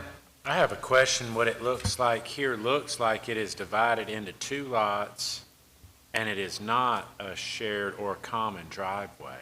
The March 19th plat, we were asked to create 2 flags of 25 feet wide and then a common driveway down the middle of that. So that's what your hash is. The red is the 225 foot, and then that area around the middle is the common driveway. So ultimately, this will be one driveway shared? Between the staffs, yes, ma'am. And it will, at that point, it will meet It does, the the 30. utilities. And that's why the EMC referenced the March 19th plat. I'm happy to get another letter to present, but that's why he referenced preliminary plat for Beach Rainer Division, March 19th. Because the letter itself says 10 feet from each line, which would be along each side of the flag. So that's not reflected on this one. It only has the outer ones, not the inner ones. So that's the difference in the interpretation of that utility letter. I have a quick question for Highway. Will it meet your turnout permit requirements? A shared It would be- driveway would, but my concern is without a clarification on the utility easements, they may not be able to do a shared driveway. So if there is a 10-foot utility easement either side of the common lot line, then it still only leaves 5 foot on either side. So I think we need a clarification on the intent from Baldwin EMC. From what they've written doesn't clarify that. Right. And the second letter we received said the exact same thing. So it's 10 feet on all sides. I spoke to Mr. Seals, and I'm happy to provide another letter, or if that's a contingency you want to make. He expressed that absolutely they can serve this property with 10 feet. So we added the split between the flag because that's what the county wanted. If we add the 30-foot driveway, we've got 10 feet on both sides. If we create a smaller common driveway, that's fine too. We're happy to, but obviously it's a 50-foot flag. If Baldwin County EMC did not say they basically need 40 feet for utility access. That's not, I understand the interpretation. Trying to get a new letter, they do not want to write letters for every single project and have us tell them what those letters need to be. That's an internal issue. We're kind of caught in the middle as an applicant because they don't want to write letters to the Baldwin County Planning and Zoning Department for every single project with every unique way. So they said they could serve it. They referenced the plat and how we presented it. I think that's a fair answer, but if we need to go back with some type of clarification to provide something since the second contingency is the common driveway installation, should we move forward, we're happy to provide that for staff. If it were a singular flag or staff, I can see where the utility company would say 10 foot on each side. But if you got two side by side, they're not going to run two sets of power lines, in my opinion, through those two strips. They're going to run one power line. Correct. They're not going to do two. They're not going to have double up right there that close. No, I wouldn't think so, Mr. Chairman. So I think, if they saw what they're proposing, I suspect they would not be requiring 40 foot of easement, 40 foot of Right. easement. And that's what we're hoping a letter would clarify. Yeah, that's what I think. I think got to get clarification because I so don't. that's what I was going to recommend, Mr. Chairman, is that without the kind of, we're making some speculation on how EMC would react. I mean, I believe that what you're saying is accurate, but it would be It still good to doesn't get around our issue that I think we have to come back to is whether or not we have held 30 feet, seems like on just about everything we've done with these staffs, but I think that, to me, the easements are separate. I think that can be worked out. The issue is can we, and I hear what Ms. Barnett's saying, it's a practice, so do we have the ability to allow these two 25-foot strips as opposed to our normal requirement of being 30? Well, again, that's, if it's just a policy that we've been going by, it's really more of an access policy, so it would be up to the highway, the engineering department to decide whether they can properly access that through a joint drive or not. And I think from what I'm hearing, it looks like that the question of whether that can be achieved or not depends on how the Baldwin EMC easements lie. Right, so that's, I think if we can get some clarity on the easements and some clarity about what highway is comfortable with serving from a driveway, whether it's a joint drive or whatever, then we can make a better decision on that. And the utility easement is requested from the power company, correct? Yes, sir. Which is exclusive to them, not other utility companies, correct? The way I understand it, I know EMC and Riviera, they want it exclusive to them, so if other utilities need to run a line through there, they wouldn't be allowed to. They would have to obtain a separate easement to run their utilities through there.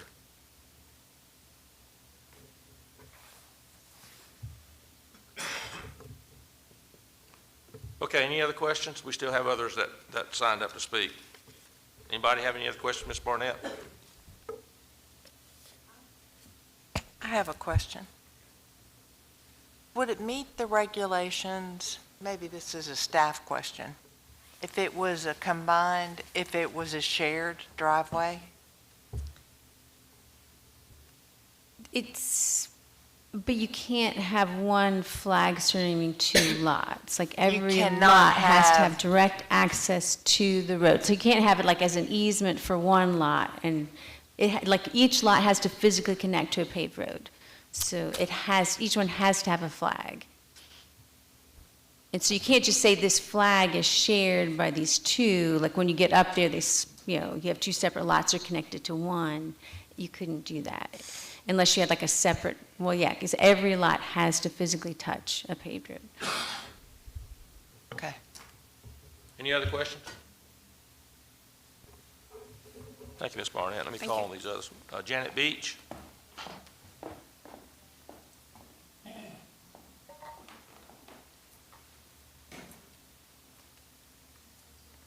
You would call me now. My name is Janet Beach, and 1956 West Kingsfield Road, Cantonment, Florida, 32533. I'm reading this because I'm scared to death being up here. Don't be scared. Magnolia Farms Development was presented to Baldwin County. It's Magnolia Farms West Subdivision, the survey. It was divided up into 11-acre lots, including this lot. This lot was the last one to be bought by us, and it's the only one that's landlocked. You're welcome to see this if you want to. All the rest of them are on the road. We're the only lot that has to have access to it.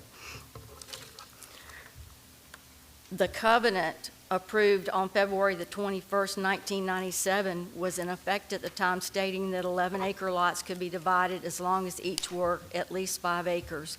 Baldwin County approved this development along with the covenant On August 25th, 2021, this lot was shown on the survey, approved by Baldwin County with a 50-foot road frontage already. It was approved knowing that it could be subdivided. When we were looking to purchase this land, we were told by the realtor that it could be divided once into 2 5.5-acre lots according to the covenant. We bought this land in good faith and ask that you honor the covenant in your previous approval of the development. My husband and I have lived in the area all our lives, and we, along with Ernie and Beverly, have been looking for months for a perfect property for our retirement homes.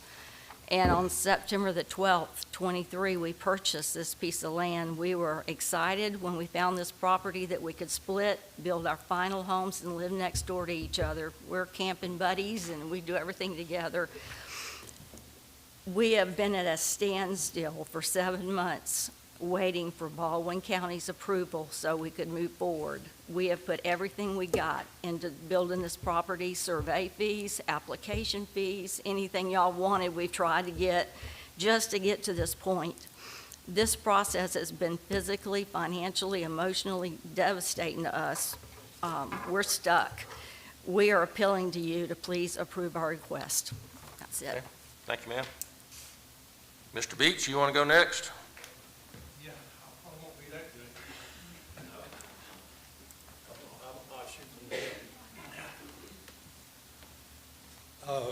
William Beach, 1956 West Kingsfield Road. Me and Ernie, we were store managers for 45 years. When Dixie, we retired, we camped together. We searched for land in Alabama. We both were born in Alabama. We want to come back home. And we searched all over. We finally found this piece of property, beautiful piece of property. And, you know, I mean, according to the covenant and everything was fine. And we thought we were going to build a house and build our forever home. And originally we was going to build a beach house. Now I convinced her to the 5 acres now. So, but we would appreciate if y'all can do anything we can to where we can build our home. We will be an asset to this community. That's for sure. We don't plan on we're going to build a nice home, 2 nice homes. We're not doing anything else but building 2 homes. Some people think we're going to do something different, but we're not. And that's, I'd appreciate if we could go forward with this. Okay. Thank Thanks, sir. Ernie Rayner.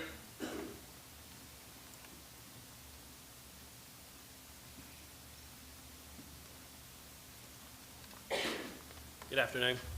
Ernie Rayner, 9252 Bell Ridge Drive, Pensacola, Florida. They've already said a whole lot of what I was going to say, but we live in a very heavily congested area in Pensacola. We live in Beulah, and the Beaches live in Cantonment, which both of those areas are growing exponentially like crazy right now. As he said, we're both from Alabama, and we found this property in Alabama, and we wanted to come back to Alabama. It's been a very emotional time for us. I mean, we bought the property in September, and here we are in April, you know, still trying to get this worked out. Property was a cost of money. The plan to get it divided was a cost of money. It would be quite devastating if this were denied because, like he says, I've known William for 40 years. We worked together at Winn-Dixie, and our whole idea of buying this property was we didn't want 11 acres to live on, just me and my wife, and him and his wife didn't want 11 acres to live on. We wanted to live together on the property, you know, have it divided, have our 2 homes on this property. We retired together, we traveled together, as he said. So that's really about all I can say is that I just ask you not to penalize us for the commission not having the opportunity to amend the regulations about the 60-foot. You say it's kind of I guess a standard, but not necessarily a regulation. So I'd ask you please not penalize us for that and just let us, you know, build us a nice home on our property. Thank you. Thank you. Bob Edmonds.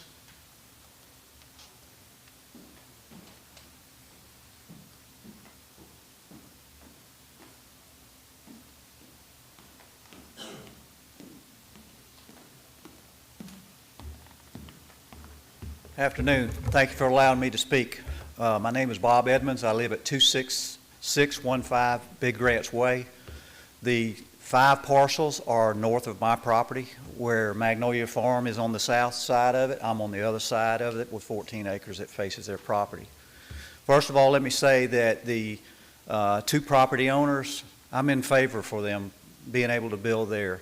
One of the things that we haven't been clear about since this all happened is how it could be divided up, whether it be 1 acre, 5 acres, 7 acres, 3 acres, and that's been troubling to us because we realize there are no restrictions on this property. You could put a house trailer if you wanted, but we all felt like, hey, this is a lot of property on each parcel. Somebody that wants to put a house trailer in there is not going to buy 11 acres and do that normally. We know they can do that, but it hasn't happened.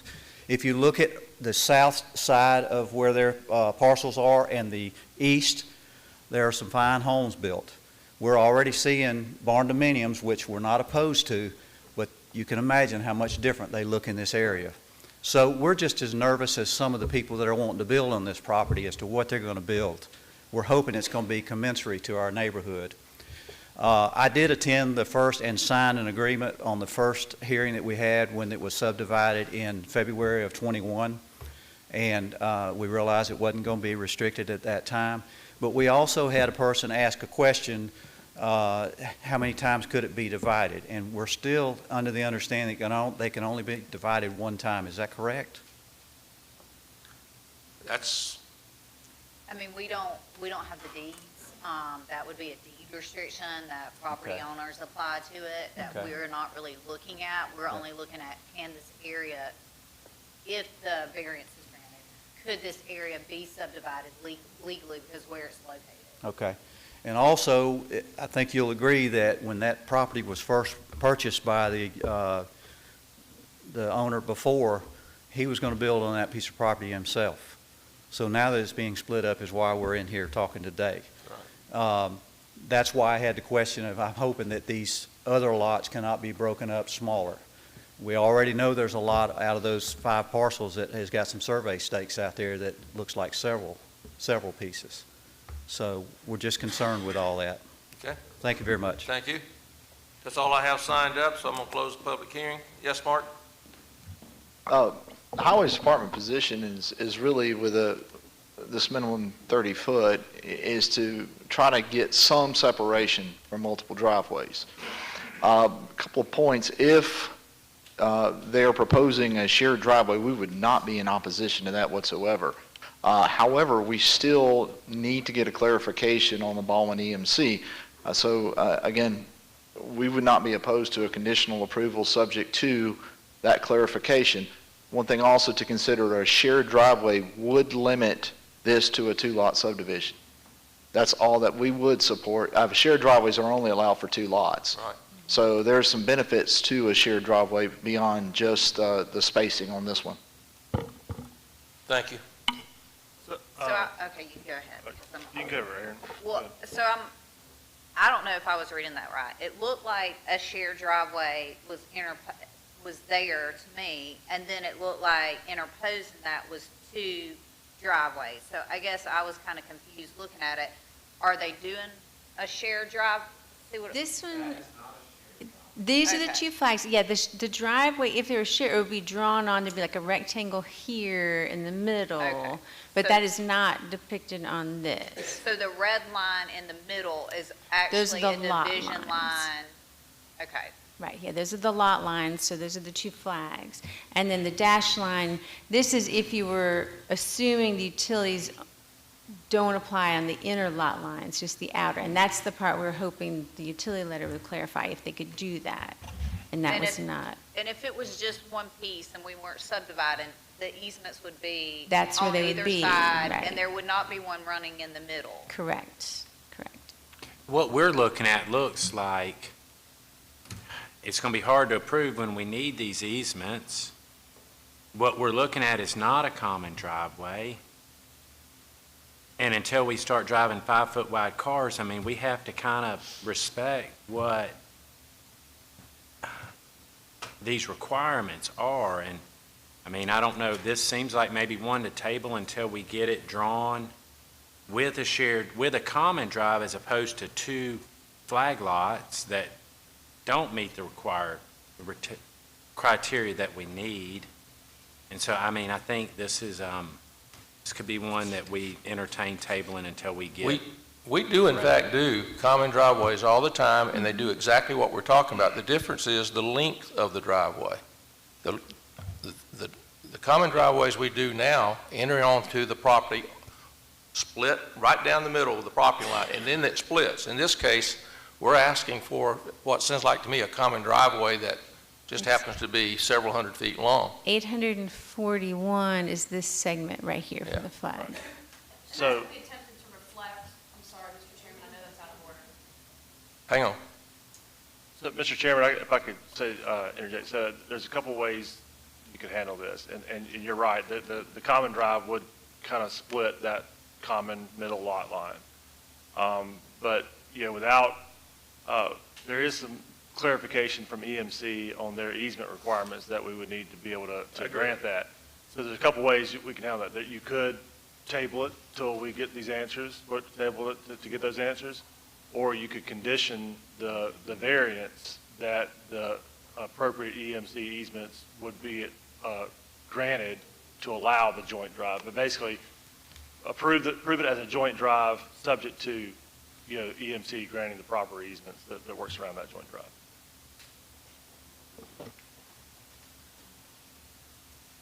It seems to me too, based on the previous comment made on a previous application, that we also need to either change our regulations so we don't get put in this position again. Either it needs to be 30 feet and we need to change our regs to say so, but I think I understand the issue here with the practice. It opens up now, if we approve this, that'd be the position everybody uses when they come in. And, you know, you don't have a rule. And so if we want to hold to 30 feet, I would say that's something we need to address as a planning commission and county commissioners to get the regs changed so that we have something to, so we don't get to this every meeting. We see these quite often, and just most of the time they honor the 30 feet, but yeah, we did. All right, you heard the options. Anybody have any other questions? Need anything clarified? If not, I want to deal with the variance first, because otherwise the subdivision. So we've got a variance on a practice, not a rule? Is that legal? I would have to research that. Yeah. I don't know. Variances? I mean, if we don't approve this variance on a practice, then we're liable for a lawsuit.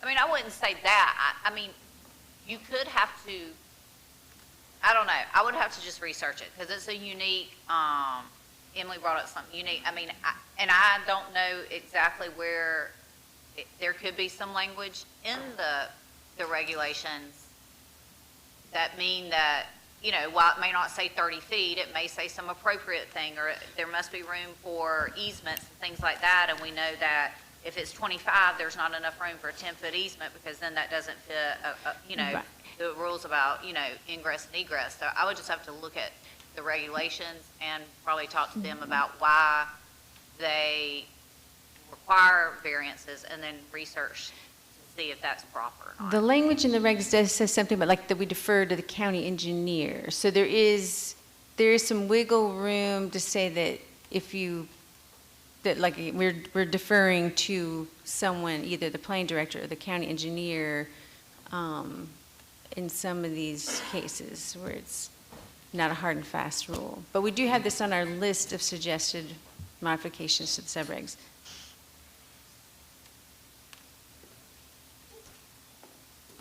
I mean, we're going to drag this out for these people that have been trying to get their driveway approved so they can subdivide their house forever. I mean, I don't want this to go on and on.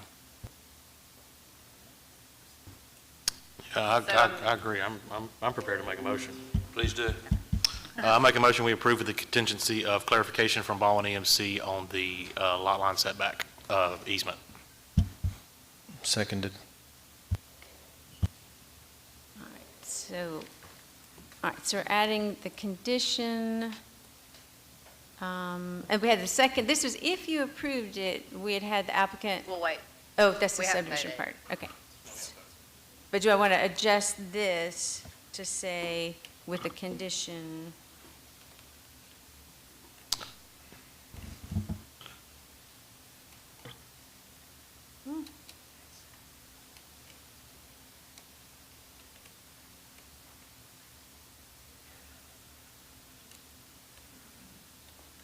How should I phrase it? Utility providers, It was clarification from the utility providers on their easement requirements.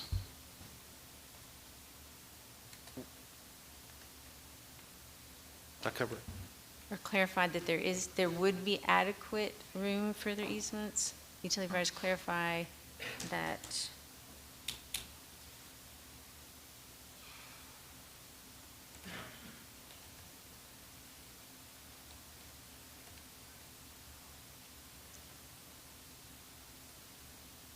As-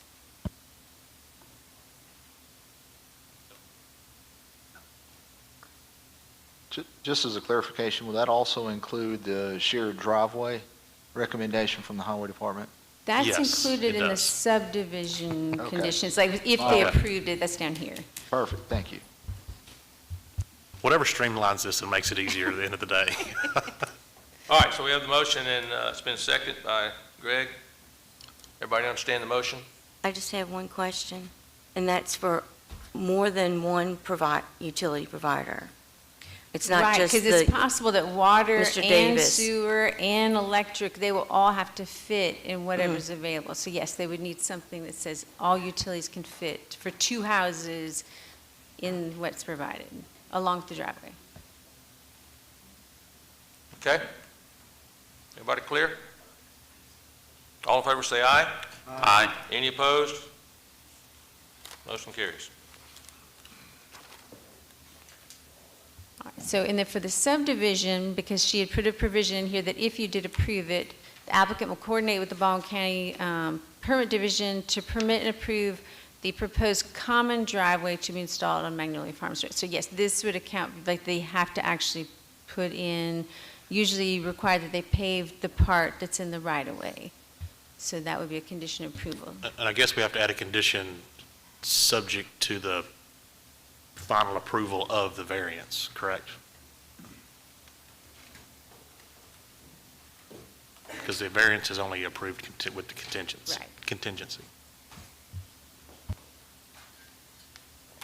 Okay? We need a motion. I'll make a motion to approve with conditions. Is that Mr. Davis? All right, so we have a motion and a second to approve. Any questions? All in favor say aye. Aye. Any opposed? Motion carries.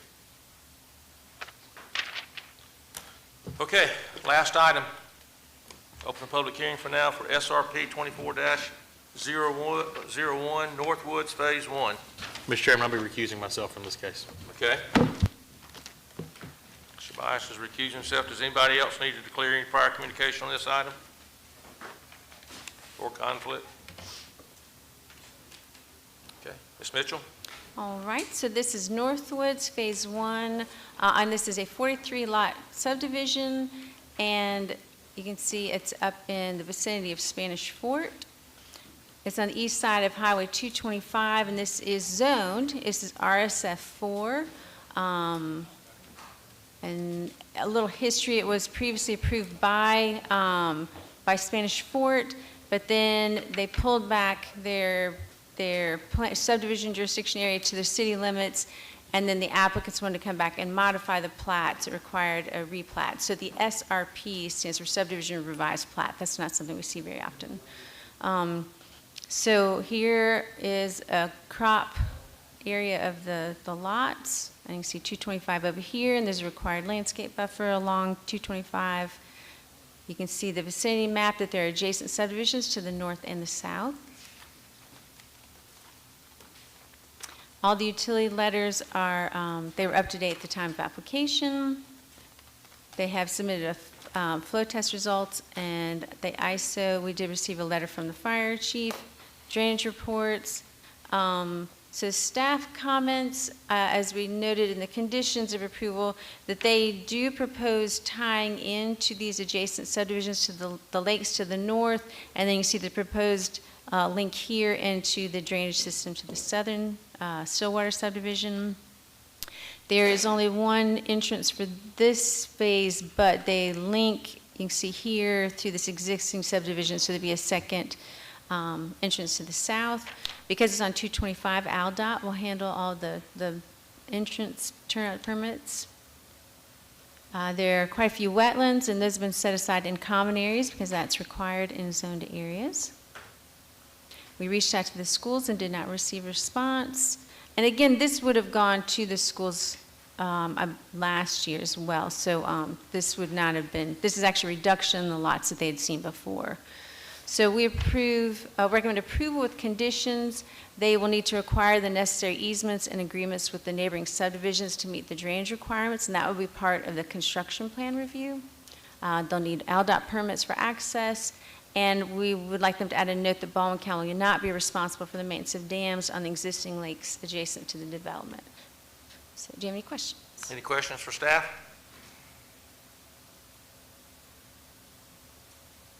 Okay. Ms. Barnett? Just here to answer any questions. I don't know if there are any that you'd like, that you probably heard enough from me the last time, so I'm just here to address any questions you may have, All right. any details that need to be clarified. Anybody have any questions? Happy to Okay. come back if there's any public comment that needs to be responded to. All right, I have Robin Delaney.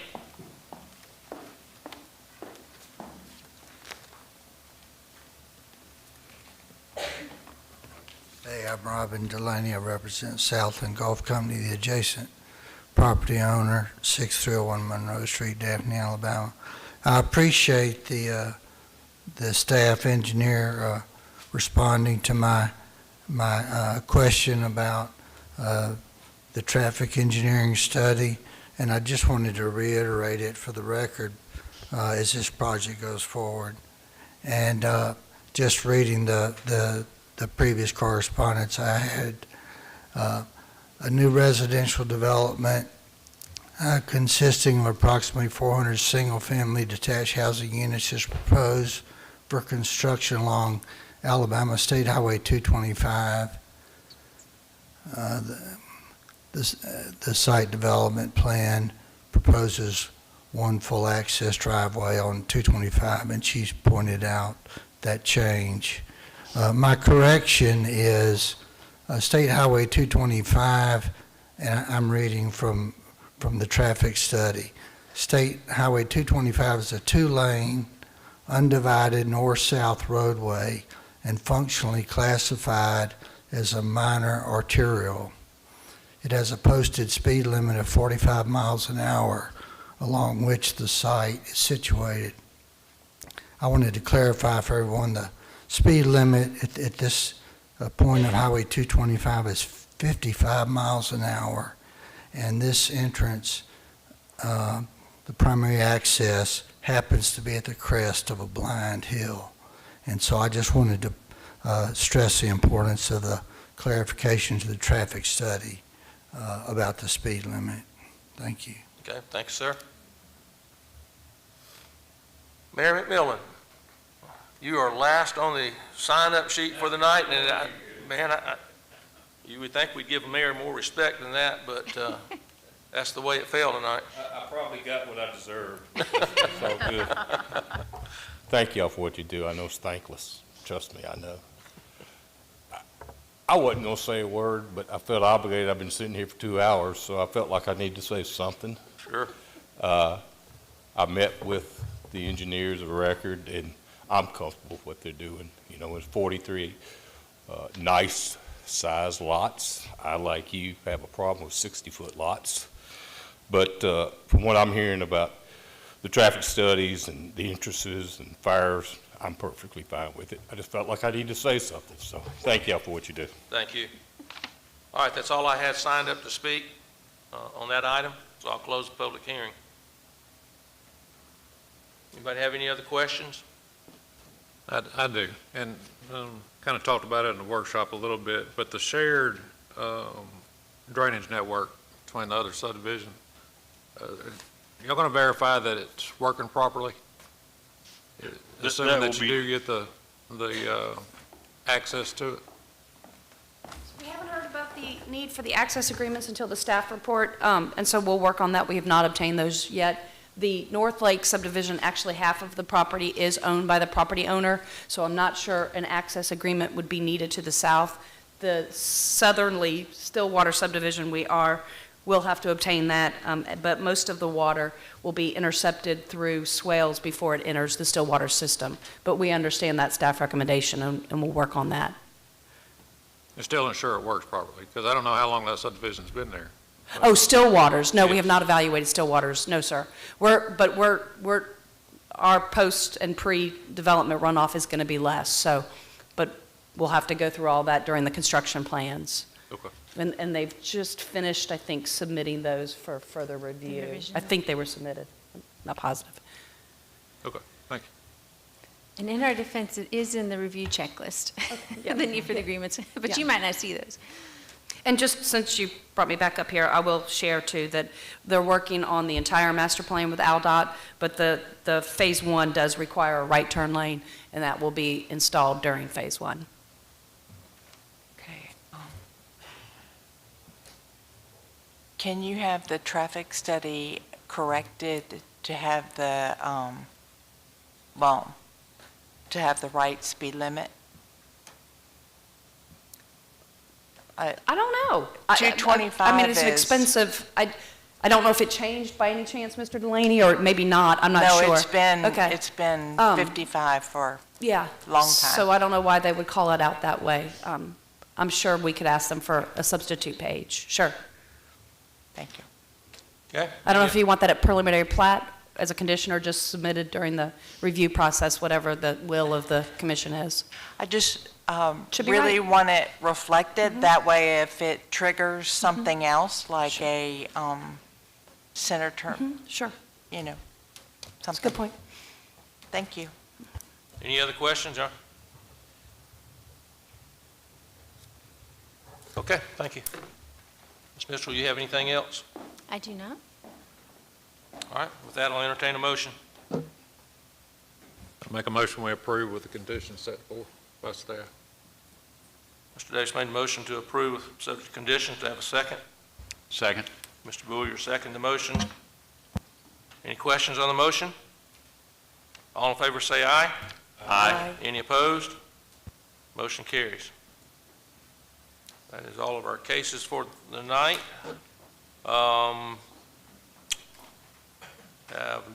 Let's see. I have new business. I don't have any.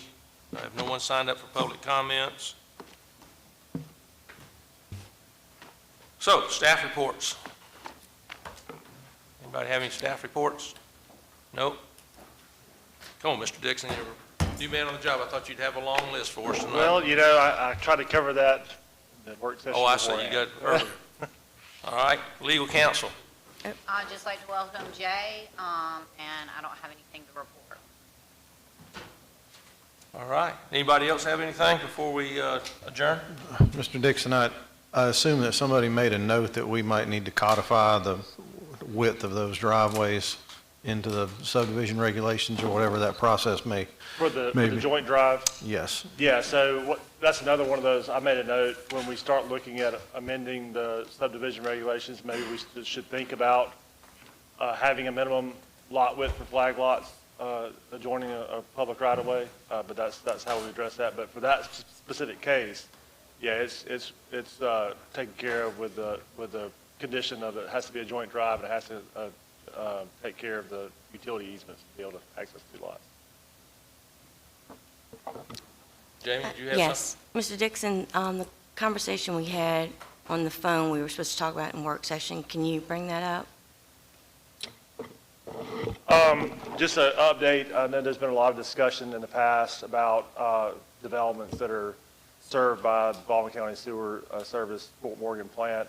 Some changes have happened during their permitting process with Gulf Shores and ADEM, and Gulf Shores denied recently their conditional use permit. So currently, they're still going to go through some legal processes to work through that, but currently they are without a proper permit. So we're, for the time being, until we hear otherwise, we're not going to be accepting any other will-serve letters from that plant until we can figure out where their permit status stands with ADEM. Thank you. I think before we had asked for their, I don't know, their 5 or 10-year plan, and I don't think we got any response from them. We got some charts, things like that, some graphs for capacity down there at that plant. And I know Jamie had brought up some other concerns, but That's kind of all covered in what's going on with the ADEM and City of Gulf Shores permitting right now. Right. So, I think that's all still in process, and we're not privy to any of that. okay, so my question is, they're a private company, so where are these developers going to go? Are they going to go to cities to try to get sewer service? Yeah, I mean, it depends on where it's at, and in some areas, some of the developments can be served by other Baldwin County sewer plants. So it's going to be on a case-by-case basis on what they have available to them to be able to do it, yeah. Anything else? Yes, sir. A lot of people's asked me, and this might not be the time to ask, but while I got y'all here, ask me about these connexes and they're making mini homes out of. Can you pull it back? I can't quite hear you. I'm sorry. These connexes and they making mini homes out of them, or small houses or whatever they call them. And they asked me because they've heard that I'm on here. I said, I don't know the ruling. And they called and they said it's the same ones as manufactured homes. Mm-hmm. Well, connexes don't have manufactured, like mobile homes have. They design them and they got an engineer in them. And they said you just strap them down the same as you do other, but you got to have an engineer. Mm-hmm. Now, I don't know that they have an engineer on those.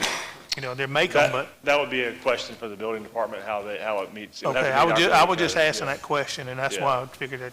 Yeah, that would be a building code issue. Okay. That would be done by the government. Thank you.